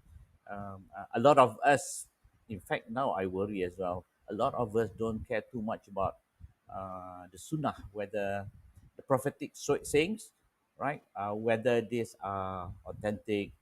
We just take them as we have been taught, right? So, and we are actually giving this responsibility to the person teaching rather than you asking about, hey, is this really what the prophet said or did? All right. So that part of the integrity, I think, is an ethical issue. But for operators like yourselves, if you go into that area, I think this is one area you have to look at. The Mm. other part is when you do, I think you have gone into storytelling as well, right? But Yeah. your storytelling, I believe, is about things in the Quran. Okay, Mm-hmm. uh, well that's fine. But I do hear people talking about things which is about good things that the religion teaches, but the example they use isn't from the Quran. That's okay actually. However, when they start linking it to characters in the Quran, that becomes dangerous. I remember Dr. Maza likes to use his example a lot. And he will say, how can we get people teaching about Raja Sulaiman and the Sang Kancil? Yeah. Well, if it was somewhere else, if it was Dora the As Explorer and Sang Kancil, I don't think anybody is going to make any raise any eyebrows. But because they link it to a character which to the Muslims have a certain understanding of, and then you're talking about something which is not really, uh, it's not even a myth. It's just concocted up. It becomes diluted, and it may actually affect the understanding of children's understanding of the religion. So that's the ethical part which I think this industry is facing. It mm, maybe it isn't an industry yet, but really this sector is facing.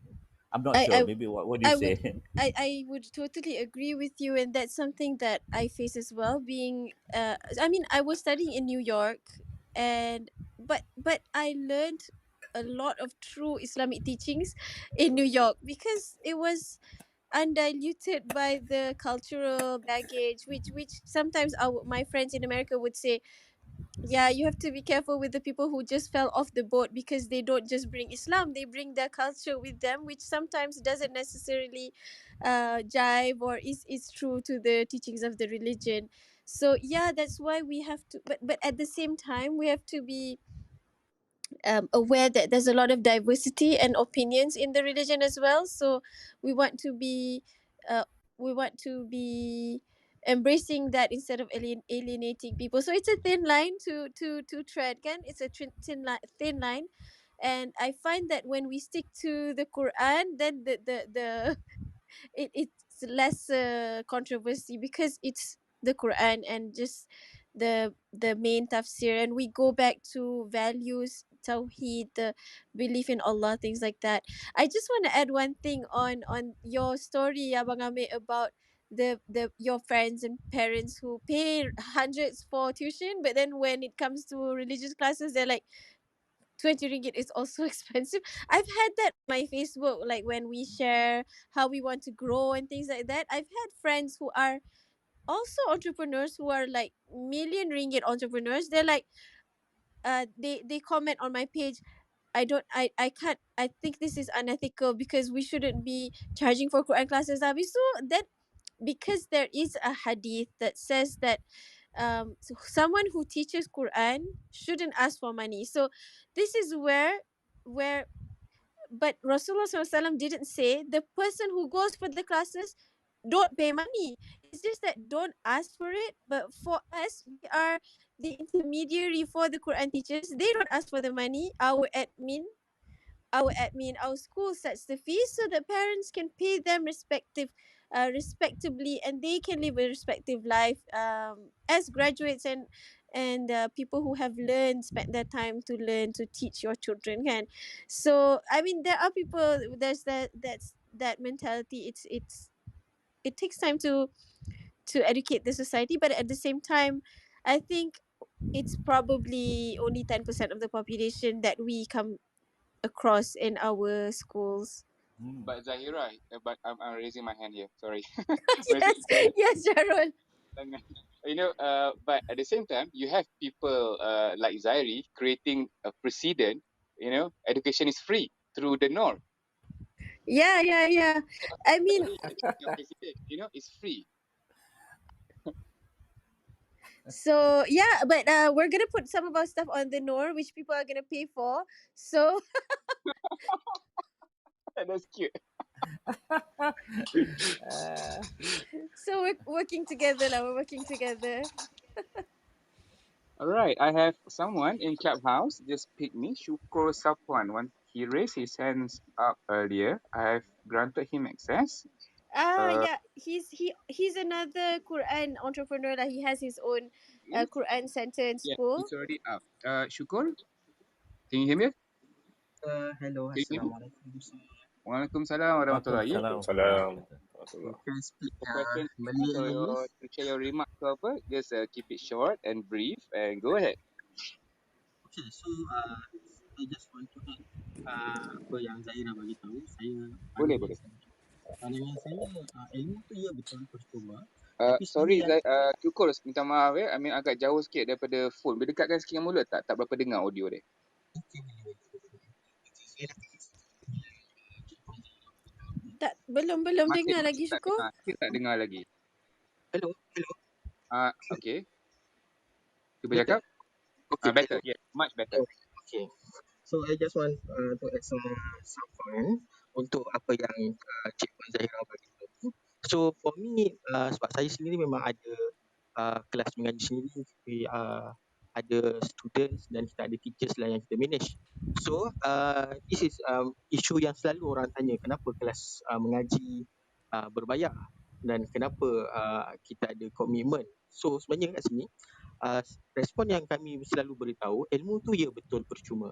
Tapi apa yang dibayar adalah sebenarnya masa yang guru-guru peruntukkan untuk ajar bimbing kepada pelajar-pelajar ni. Dan sebenarnya isu yang berlaku kenapa audiens dia rasa berat nak bayar sebab apa, bagi saya sendirilah sebagai pendiri kelas adalah mungkin pendiri pusat pengajian ni dia tak berjaya untuk show value yang audiens ni dapat.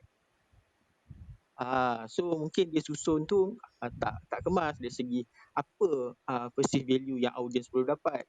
Jadi apa isu yang problem disettlekan. Jadi sebenarnya yes, kita boleh bagi tahu kelas ni percuma, tapi yang dibayar adalah dari segi R&D-nya, dari segi modulnya, dari segi apa. Kalau kita nak cari belajar contoh pasal belajar mengaji ni, you memang boleh search kat YouTube tu memang banyak.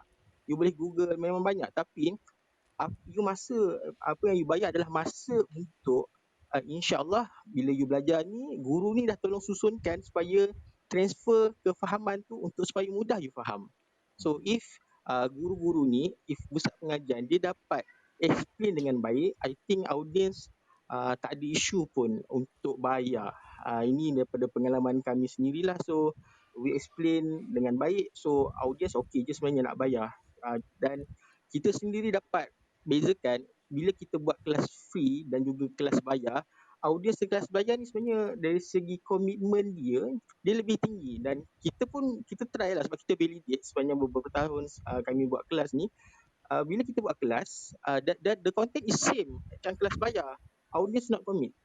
So sebenarnya dia penat kat guru lah. So is win-win situation. Dan juga kalau contoh orang betul-betul tak mampu, kita sediakanlah dana. Sebab tu benda ni kita boleh bincang lah. So I think unfair lah kalau nak kata pasal kelas mengaji ni kena free, but kita tengok semula mungkin juga isunya pusat pengajian sendiri tak berjaya nak tunjukkan value yang untuk audiens tu dia interested untuk join dan faham apa nilai yang dia dapat. So itu sajalah. Terima kasih. Thanks.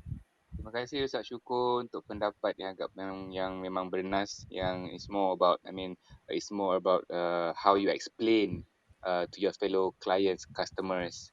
Of course, thank you so much Ustaz Syukur. Tak ada apa lagi, ada soalan lagi ke? Just atau nak kasih pendapat tadi? Pendapat saja kan? Okay, tak apa. I think for both Zairi dengan Zahira, although they are in the same sector, tapi different. Satu produk, satu service. So the approach is very much different sebenarnya. TheNoor is product centric, iLuvQuran is services centric. So this is where apa yang Abang Amin cakap tadi, apa yang Ustaz Syukur cakap tadi, it's about the interpretation, it's about the actual R&D required, the cost incurred by the product and services supplier to fellow customers yang kita charge sebenarnya. Sebab dalam Islam pun we have a guidelines on what are the profit that we, how much we can take. Tak boleh nak kata kalau bahasa pasarnya macam Yahudi sangat, it's like there is a limit to it. There's a limit to the profit that you can take, right? So in your respective sector, product and services, perhaps you might want to deliberate further. How do you tackle this, Zairi? Okay, so for example, whatever we charge here is between agreement between both parties, the Noor and also the merchant, the Noor and the zakat state agencies. Okay, and for example, the Noor and the NGOs and vice versa lah. So if you look at in terms of zakat as the amil in the Quran has stated 1 out of 8. You can, the amil is allowed to take 1 out of 8 from the total collection for zakat. Okay, so we are not the amil, we are the agent for the amil. So therefore, the zakat authority has given us a portion out of the 1/8 collection total.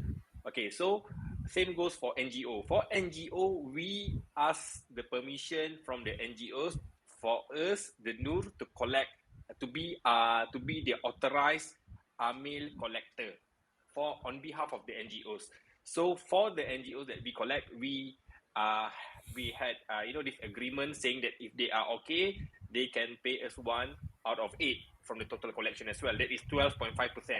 It's actually quite higher than the payment gateway. Payment gateway is only 3%, right? But the religion, allows the amil to collect 1 out of 8, which is 12.5%. So this is where it has to be understandable by both parties. Okay, both parties have to come into an agreement that we are going to be your amil, and this is the amount that we're going to impose lah. Okay, so that's into place, right, Zairi? This is where the akad take into place, kan? Yeah, correct. So same goes to our e-commerce. E-commerce is very transparent, buy and sell, and there's no riba at all. So everything that we do, we have and to be lucky, we have a Sharia board in place. We have Tan Sri Dr. Daud Bakar. Okay, so he is also the chairman of Sharia Advisory Council for Bank Negara Malaysia. Okay, and he's also the chairman for Zakat Kuala Lumpur, and he holds many other position in the Sharia Advisory Council.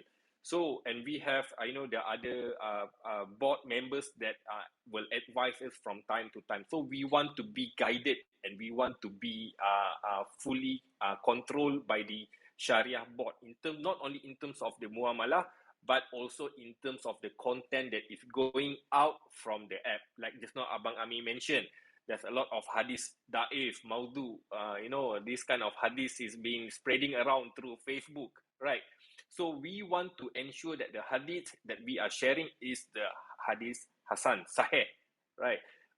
So that people will be more and well educated, and they know whatever they are sharing on Facebook is the authentic hadith that is being shared out. We want to educate more and more people out there.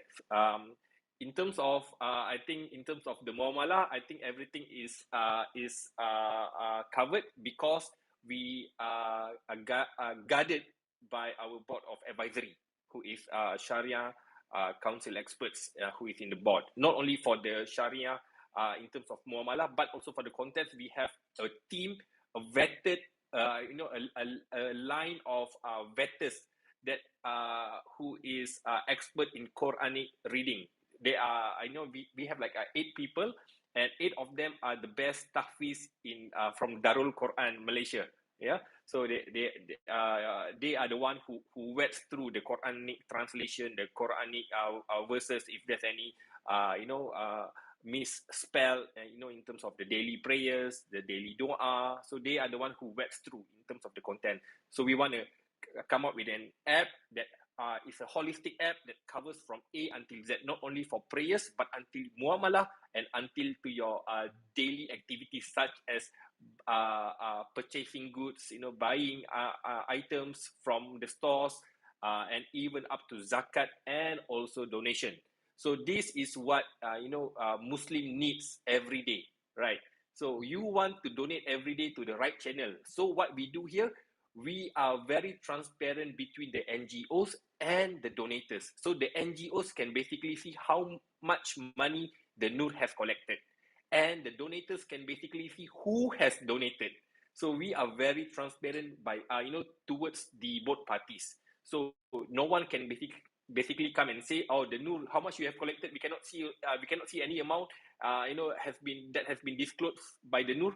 No, that's not right. Everything and every single cent that is collected by the Noor is disclosed under the Tabaruk section. You can basically see pukul berapa, what time, what's the amount, by whom, so and to which NGO. So we are trying to be building a very transparent system for both parties, and for everyone who wants to have a peace of mind using the Noor app. Yeah, and then comes the other heavy activities such as Haji, Umrah, and Sharia guided travel that will be coming soon later on in the app. Inshallah, inshallah. I mean, apart Inshallah. from transparent, I think what you're trying to say in short is that the Noor is an app providing product and services which is based on Sharia principles strictly. Yeah. So I Yeah. know that there are so many Muslim related apps out there, and obviously some are they were caught by providing Quranic verses, even teaching not from the right source. This happened, right? We see it every single day. There's so many apps in iOS or even Google Play, Google Store that you can see. But let alone the Noor is pretty much based on Sharia principle, and you guys are very compliant, which is good, inshallah, moving forward.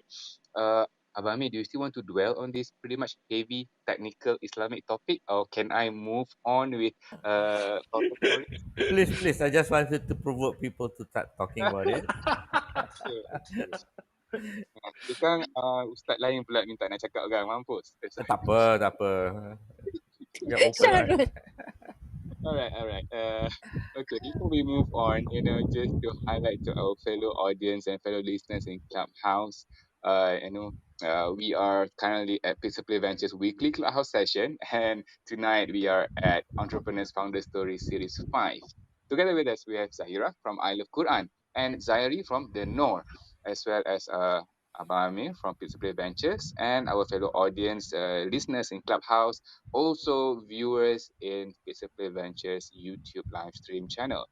A reminder to our listeners in Clubhouse, please do not be shy.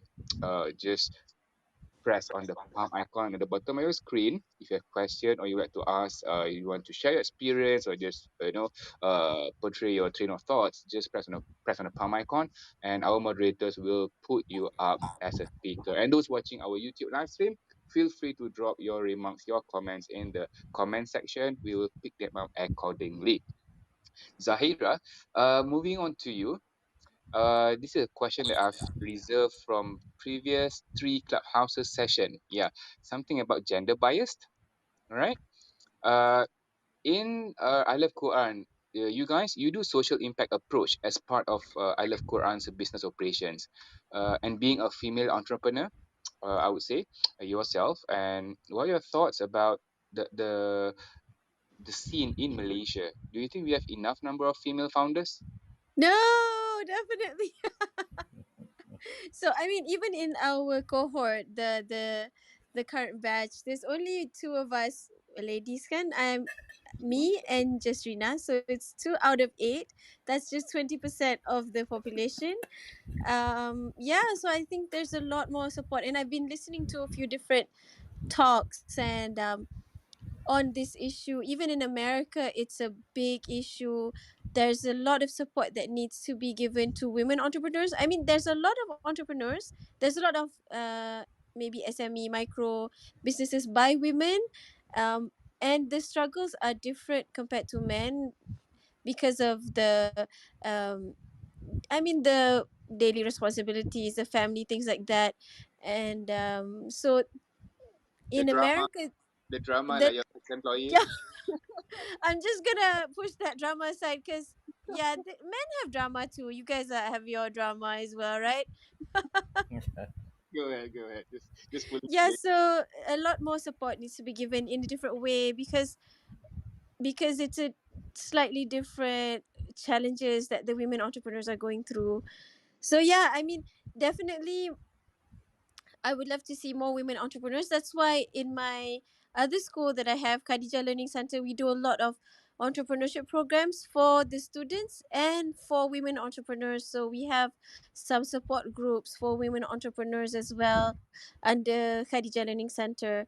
I mean, if you want to talk about the industry, that's even another bigger issue as well. Like, I mean, we're used to ustaz, and then suddenly this makcik comes, like me lah, me. That's makcik is me. So usually, if it's going to Jawi or Jais, I just tell my ustaz, okay, guys, you guys go. I don't have to go because you guys can make all the men jokes and laugh together, and then you guys can build rapport. If I'm going, I'll be uncomfortable with all those jokes. So you go, I'll just stay in the office, and you guys update me later on. Because I had some experience.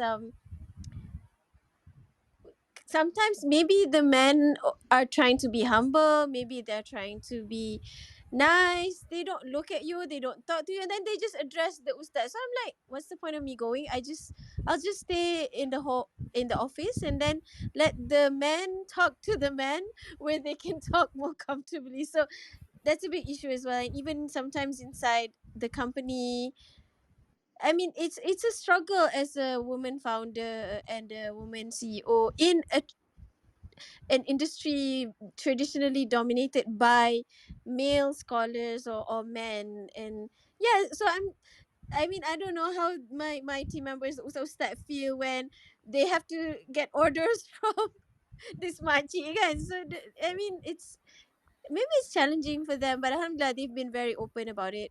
It's more outside of the company that I struggle more lah when going to see um But to inspire future entrepreneurs or existing entrepreneurs, especially women founders out there that are dwelling or jumping into the bandwagon of Islamic centric product and services, what would your mhm. advice? How to overcome such a gender bias approach by the community. I think it will take time, so that's why I'm following Khadija radiallahu anha's methodology of sending the men. Kan Khadija used to have her own business. She used to send the men to do the trading, so that's what I'm doing, because the society will take time to accept and be more open. So yeah, I mean the Noor pun they sent you Izairi. Some people are looking for Haja Nilofa, but she's not with us today. So yeah, sometimes it's just better to send the male representatives for certain discussions instead of pushing yourself through, and then the community may not be comfortable with that. Okay, this can be a debate in fact, about gender equality. Zairi, they didn't tak hantar, they didn't send Nilofa. They sent Zairi and Fitness instead. Are you guys pushing her aside? I mean, I do have a question later pertaining a woman founder Okay, I want to to Zairi, jump in. but yeah, go ahead. Yeah. I want to jump in. I know Shahrul is being naughty actually, but I like Zaira. Shara's response. Yeah, and I think her reference is the right reference lah. The Prophet's wife, and she was a successful businesswoman. So she had a method of doing business, which lived in the era of, or rather, she practiced the male female distancing and what have you. And yeah, she was successful, so we can emulate that. But the issue Zahara raised about some ustaz bila ada perempuan in front, you know of course they're not supposed to have eye contact in a way that causes problems and things like that. So they were trying to, I suppose lah, they were trying to practice those as well.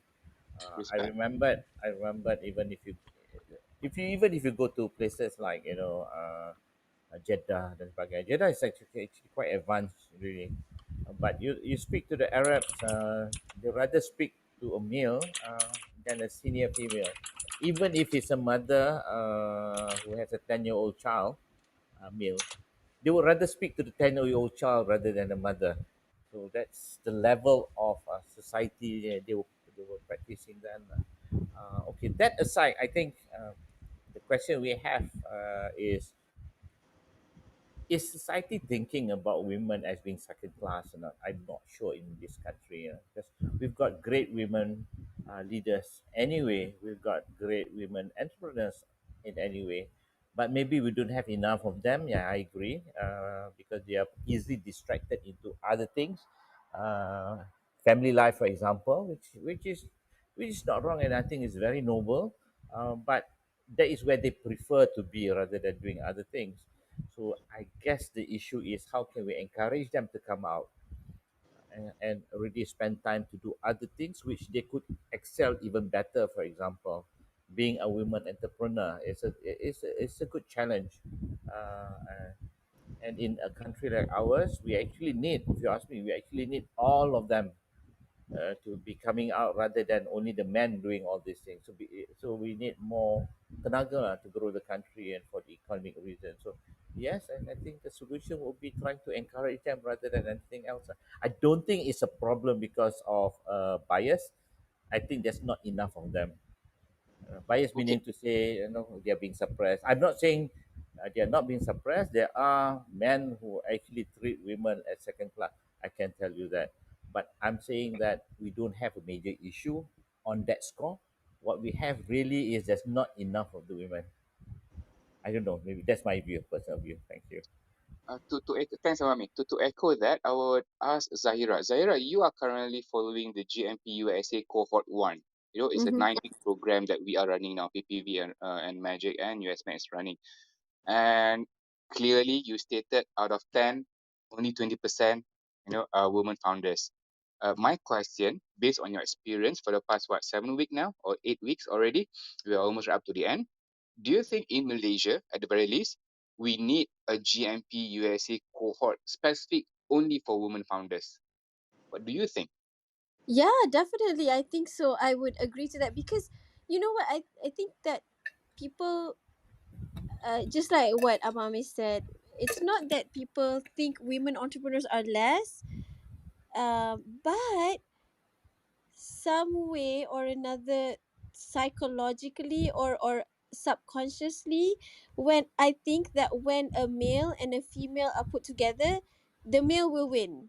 If they have the same skill sets, the male will win because of our subconscious, our cultural or some things that we have been hearing since we were growing up. So it's easier for the male to win in that competition. Maybe I won because my daughter was like, I love Quran. But if not, maybe I would have a tougher time. So because I see this a lot of times as well, even when because me and my husband, we are co-founders at iLuvQuran. Sometimes I mention the same thing, but when my husband mentions it, everybody listens. And I'm like, hey guys, I said that earlier. You guys kenapa?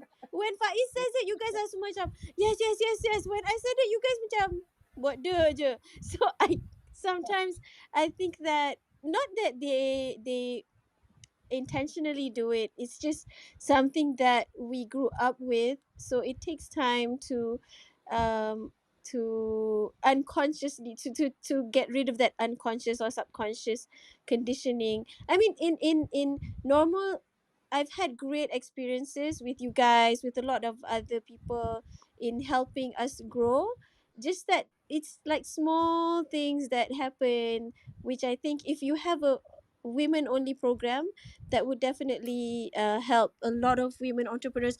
At the same time, a lot of my friends too, they are graduates from overseas, from local universities. They're professionals. They left their jobs to focus on their families, which is very, very noble. At the same time, they struggle with mental health issues because they're used to having something that they are leading and they're doing on their own. So entrepreneurship is a great avenue for women like this, who have lots of abilities, who have lots of ideas, who are really intelligent, really, really intelligent, but they need the support, because sometimes when you're just at home and you don't get, I mean, I'm not blaming husbands here, but some males sometimes forget to be appreciative to their wives. Can maybe they just feel like, oh, I've provided for the family. That's my way of showing my love. But women want all the words lah, hadiah, the gifts and flowers, things like that. Sometimes it makes some women become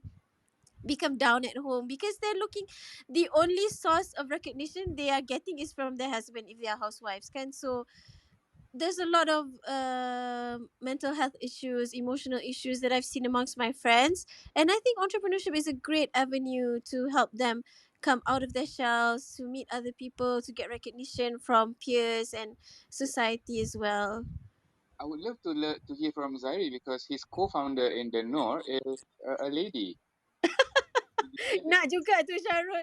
Nak juga. Yeah. Sorry, you're muted, Yeah. Zairi. Okay. Yeah. Okay. So, what do you want to know about Nilofa? I can try my best to answer. No, I mean it's about the misinterpretation and of the power of women entrepreneurs. You know, empowering women in entrepreneurship. Because it seems that there is a bias towards men are always right, and especially in this industry, the Islamic centric product and services. What Abang Amin mentioned is right, because most of the time when they don't do eye contact, Zahira, it's not because they undermine, or they're mocking, or they don't respect you. In fact, they are respecting you, because most of them who are more pious, they rather not look at aurat, and just try to communicate accordingly. So it has been quite challenging for you. You faced it last time, Zahira, when you were when you were meeting people elsewhere, during external meetings and so forth. Internal is a different story altogether. Internal organization, but more on stakeholders management. Perhaps Zairi, from your experience of running TheNoor with your co-founder, I mean, even for Nilofa, she's wearing a niqab, so Yeah. it's being portrayed as being a really religious setup. So, and as an individual, did you see she's having similar issues? Actually, when we speak about aurat, about where to cover, what can be shown, there's a lot of angles, right? In terms of voice, in terms of your eyes, in terms of how you dress up, how tight is the clothes, then what should you cover, like you need to cover your feet. So these are some of the things. It's not about just wearing a tudung, but how do you cover your entire body, right? So these are some of the aspects I think that is important to a female founder who's running a Muslim centric app, okay, a business, okay. So for like Nilofa, I think she has been questioned, I think a lot of times regarding the voice over in the app. Like, we have like Bismillahirrahmanirrahim, then Nilofa will come in and say, dengan nama Allah yang maha pemurah lagi maha penyayang. So some people do question, so is that aurat? Is she permissible to do that? So there's some argument. So to some school of thought, if a woman cannot voice out, religious contents, okay, in the faith of teaching, that means Aisyah radhiyallahu anha cannot be, giving out hadith to the companions of the Prophet sallallahu alaihi wasallam, right? So that means in terms of your voice, if you are talking in a normal tone, okay, that means you are not merdukan, what do you call it, merdu, in you do not It's like very harmony, Make or it sexy lah. You're saying. make Softening it your sexy, voice, or okay. making, yeah. So softening your voice, yeah. That means if like, for example, just a normal scenario, if in a class you have ladies and girls in the class, and the teacher is a male, if the student come and ask, teacher, can I ask you something? So that is haram. 100% haram, right? So okay, but if she come and ask, teacher, I don't understand this, can you explain it again? So it's not haram, even though it's her voice, right? So these are some of the things that I think people need to understand how it comes and where to position things, when it comes to, in regards to women. So I think for Nelofa, she is trying, because she is in the midst of transitioning. She is from the artist world, celebrity world. From non wearing a hijab to wearing a hijab, and then to loosen out her clothes, and then she's now going into a Muslim, app, and I think there's a lot of transition going on for Nilofa herself, and I think she needs more time to be as a better Muslim entrepreneur as well, and a better Muslim women. Yeah. Totally understand. Thank you for the explanation, Zari. Not asking you to be defensive. We just, for the sake of discussion. Yeah. Yeah. Again, I know the topic is woman empowerment, right? But I would still need to check with you with regards to Islamic-based business. My question would be pertaining to your co-founder as well. Again, she's a well-known celebrity, a lady. Mm-hmm. In the current social media-centric world, this is definitely a brilliant move, right? However, one does not come with risk and potential repercussion by having a public figure in the founding team. Did you see this, as something that's critical in transcending the no, or even Zahira, I love Quran for that matter, to transcend your respective business into the next level? Do you require a celebrity, or no, not a celebrity per se, a public figure in your venture?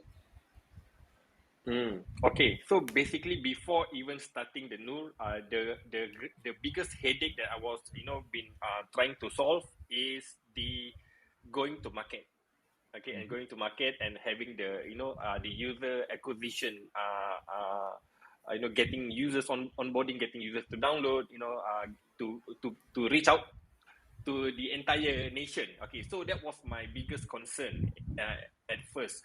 So when I was talking to my partners, and my partner, apparently he is close to Nelofa, okay, and he was telling me, yeah, why not we go and we try and use this approach where we can get influencers to be running the show, and to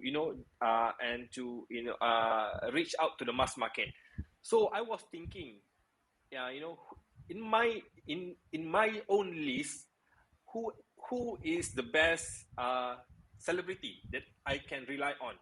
Okay, so when we did this shortlisting, this celebrity needs to have some basic understanding of Islamic knowledge, needs to understand business, needs to have a good profile, needs to be, the most important thing, that she can gel well with the team.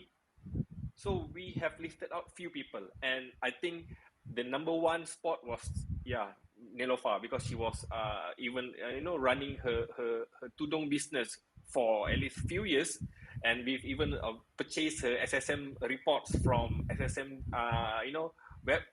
from the SSM website, and we were very impressed with the results that we've seen from the reports, and we've seen how steadily she grew the business from year to year, okay, without any investment or injections, external fundings. So I think I was very impressed with that, and that's how we think that Nilofa will fit in this TheNoor. So we basically pitched to her, and she has not agreed at first straight away. She told us that this is the first time I'm going to do business with outsider. We are considered like outsider, and many people approached her before this for many and various kind of businesses. So she's not easily to come and simply join any Tom, Dick and Harry, and become a business partner to people whom she do not know.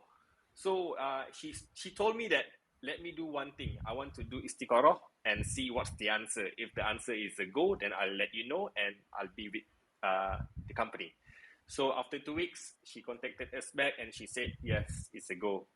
So that's how she got into this. And the problem, yes, once Nilofa is in, we still have problems to to solve. She can cover most of the countries like our neighboring countries, Singapore penetration, Brunei penetration, Malaysia penetration. Yes, I think for now it's Alhamdulillah. Whatever she's done a good job. She's done a great job. But in terms of outside of Malaysia, countries like Middle East, like Northern America, like Europe, we still need to put our feet there and still run some, some marketing on the ground. So I think that are some of the problems, which is a good problem, yes, and we are working on that. And currently we are doing our fundraising just to expand to some of these countries. And just for your info, for PPV's info, during the launch of TheNoor, we haven't spent any single cent for marketing. We haven't even spent RM1 for marketing. And You want yet, to share with us tips and tricks? what's that again? You want to share with us the tips and tricks? Well, basically, it's the celebrity, Yeah, I the mean, business strategy, I'll, kan? I'll get to that. I'll get to that. I mean, it is good to know that the decision was made after doing a very thorough risk mitigation, Zairi, right? On Yeah, behalf of yeah. to appoint a public figure to invite them and entice them, he or she, to come into the organization, which is true, and it pays. I mean, basically it pays for you guys. But I love Quran, Zahira. On the other hand, do you really think it is really critical to have a public figure in I Love Quran in order to transcend your business towards the next level? I think that if we look at a lot of businesses throughout the world, the successful businesses, they don't necessarily always have a celebrity inside the company. Of course, maybe they would, some like Nike have appointed brand ambassadors. So we might go there because as Zairi mentioned just now, I mean, you have to find somebody, anybody, non-celebrity or celebrity, someone who gels with the team, who has the same values, who can bring their strengths to the table. So, celebrity or non-celebrity, any partnership is you have to think that through. So in terms of brand awareness or a brand ambassador, we are definitely open to that. And yeah, that is something that we've been discussing a lot in our team lah, because we compare to TheNoor, Nilofa, you don't have to spend anything on marketing, and the word is like whoosh, thousands, millions of downloads, kan, mashallah. May Allah bless you guys. So yeah, we still have a lot to do in our marketing. That's one of our weak points that we have to grow more into. You should stick with your initial mentioning that you said that you are going to be part of the Noor's product. Yeah. So in a way, you are leveraging on whatever marketing that benefit that they have. Yep. Definitely. Yeah, we had some discussions with Vic last Friday. Our sales team had discussions with Vic. So Vic suggested that Yeah, I we think I think basically it's more like a compliment, complementing each other. Yeah, so that yeah. means we can also, yeah. Good. Zahira, I mean, I've listened to you many times, basically beyond Clubhouse and YouTube. I would love to see you share with our fellow listeners in Clubhouse here, as well as fellow audience in YouTube, your 9/11 story. I love. Oh, okay. Perhaps you might want to do justice to what I've mentioned earlier. It's very inspiring, I would say. Thank you, Sharul. Yeah, so I was in New York when 9/11 happened. So that was, I mean, I went to New York as budak Melayu, like a Malaysian budak Melayu biasa pergi dapat study overseas, kan. And when I was there, I was very active in the interfaith community. We went to visit churches. We were entertaining people who asked about Islam at the university. So when 9/11 happened, I was in my sophomore year or second year. We were living off campus. That morning, I was like just waking up as usual. And then 9 a.m., I had this call from one of the kakak lah. She's a Malaysian who's been living in the community and in Troy. I was in Troy, New York, which is 3 hours from New York City. Alhamdulillah, we weren't very close to where the ground zero. So I had this call and she was like, Ira, Assalamualaikum. You know what happened? 9/11 was just crashed down. There was an aeroplane. I was just holding my breath. I was just like, Apa, what? This cannot be true. What is going on? And then she dropped the bomb. She said the news is all over saying it's done by Muslim terrorists. And I'm like, why do these people keep on using the name of Islam and doing this terrorist attack? And I'm just like, so yeah, but alhamdulillah, the community was very good. We had vigils, we had discussions with the Christian faith, with the even the Jewish faith leaders. They came out. We all went to the vigils together. And yeah, and that has been something that, I mean, I can't understand why people would use the name of Islam.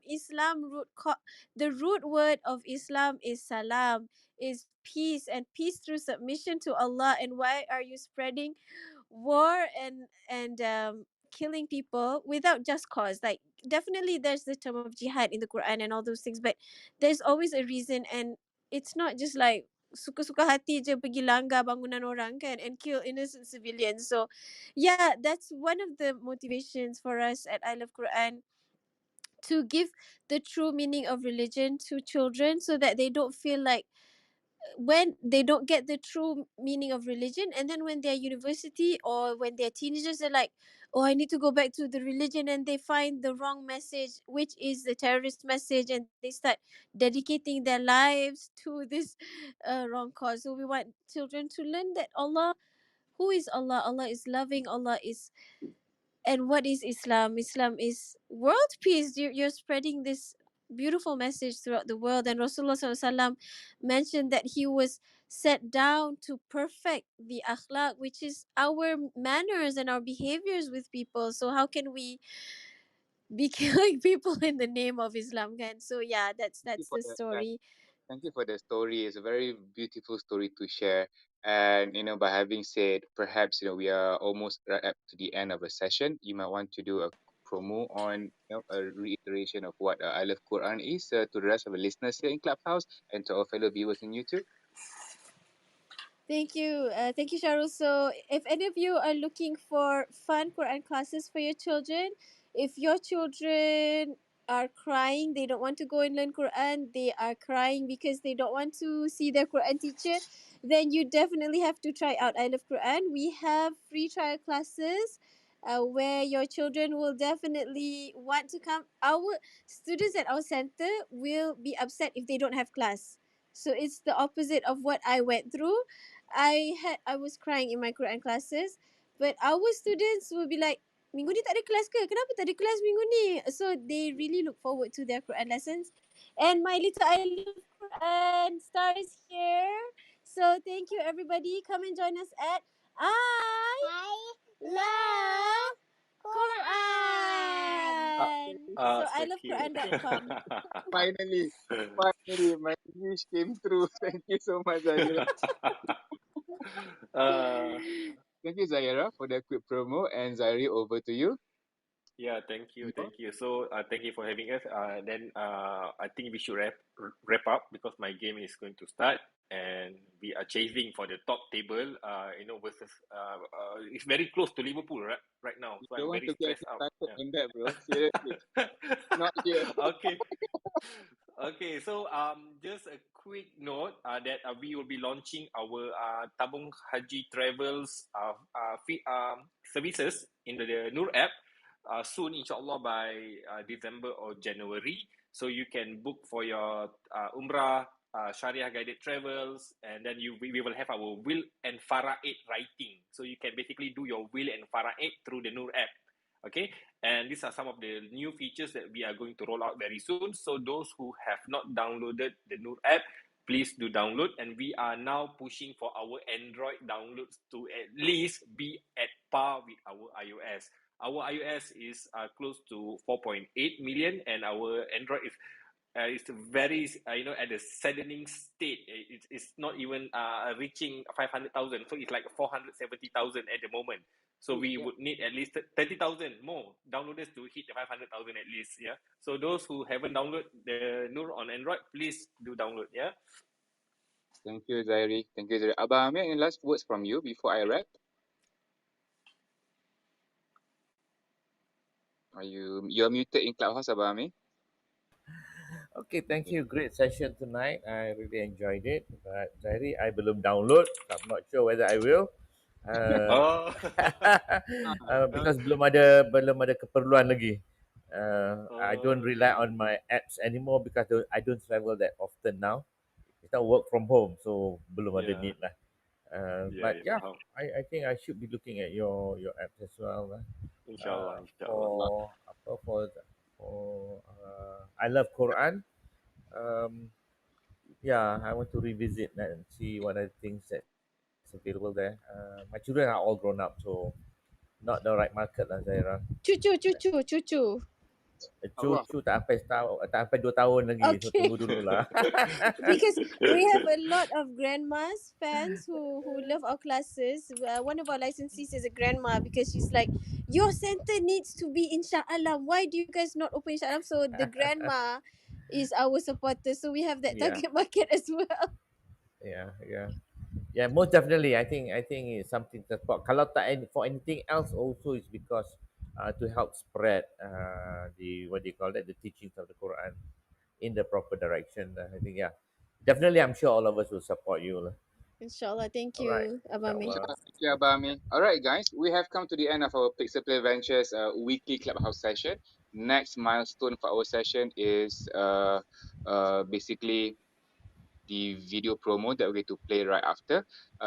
No, before we leave, we will play a video promo of I Love Quran for the viewing pleasure of our audience here in Peaceful Ventures YouTube live stream. And unfortunately, to those watching this session, to those listening this session via Clubhouse, it can't be played because the medium of Clubhouse is strictly audio only. However, you may recap this session with a video promo played on Peaceful Ventures YouTube channel. Again, do not forget to subscribe and like our videos. Before I hand over to Yasin, I would like to personally thank our both panelists for tonight, Zahira from I Love Quran and Zairi from TheNoor. Thank you for sharing with us the exciting story of your entrepreneurship journey. I believe there has been a lot of positive takeaway points for our fellow listeners and audience in both Clubhouse and YouTube live stream. Thank you for spending your Saturday evening with us. Hope you have a good weekend ahead. Thank you, Zahira. Thank you, Zairi. Thank you, Thank Abang Amir. you. Thank you, fellow listeners in Clubhouse, and thank you, fellow viewers in YouTube live stream. Zairi, all the best to Man United later against Watford. All, all Inshallah. Inshallah. trying to catch up Liverpool dekat atas. Assalamualaikum warahmatullahi wabarakatuh, and a very good Waalaikumsalam. night, everybody. Over Waalaikumsalam. to you, Waalaikumsalam. Yasin. Thank you, Shahrul. Thank you, Pixel Play, for having us. Assalamualaikum. Waalaikumsalam. Thank you very much, Sharul and Abang Amir from Pixel Play Ventures. Thank you as well to our guest speakers for today, Zahira from I Love Quran and Izari from TheNoor. And thank you to all those who have tuned into our Clubhouse room and YouTube channel. This live stream is available in Pixel Play Ventures YouTube channel for anyone who wishes to watch the session. Do share with your friends and please do subscribe to our Pixel Play Ventures YouTube channel. As for our next session, we will have our guest speaker, Mr. Ganesh Kumar Banga, who is the founder and executive chairman of the e-commerce.asia group of companies. Same time, same place, 27 November, 9 p.m. on Clubhouse and Pixel Play Ventures YouTube. Thank you once again. See you next week. And for those on YouTube, do stay on for the video from I Love Quran. Thank you. See you guys. Bye. Bye. Cepat betul Zairi Chow. Tak sabar.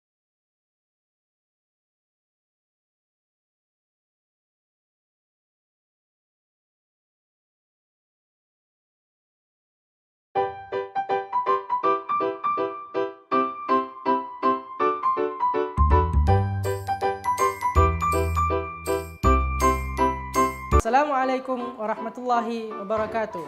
Hi everyone and welcome to iLuvQuran Tahfiz Center.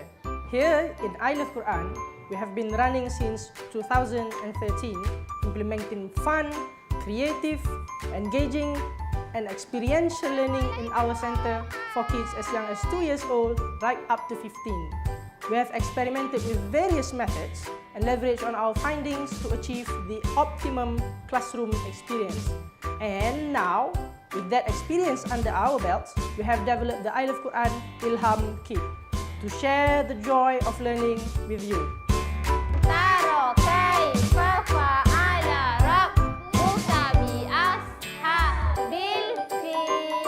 Ilham stands for iLuvQuran Hifz Activity Module. Ilham in Arabic means inspiration, and we hope that your kids and teachers alike will be inspired to learn and love Al-Quran. This Ilham Student Kit consists of a storybook with 11 surahs, an activity book with 80 experiments and educational games in 300 pages. We have paper crafts, science experiments, mind-boggling games, puzzles, and many more. The Ilham Teachers Kit consists of 120 activities for the kids, 100 pages of lesson plans, enough for a 1-year syllabus, no more headaches for you. And even more amazing is the teachers training that we have customized for your teachers, which includes live classroom hands-on sessions and personal coaching. Our team are happy to visit your center and share with you our Ilham Kit. If you would like to find out more, please contact us for more info, and don't forget to check out our website. Thank you. See you soon. Assalamualaikum warahmatullahi wabarakatuh.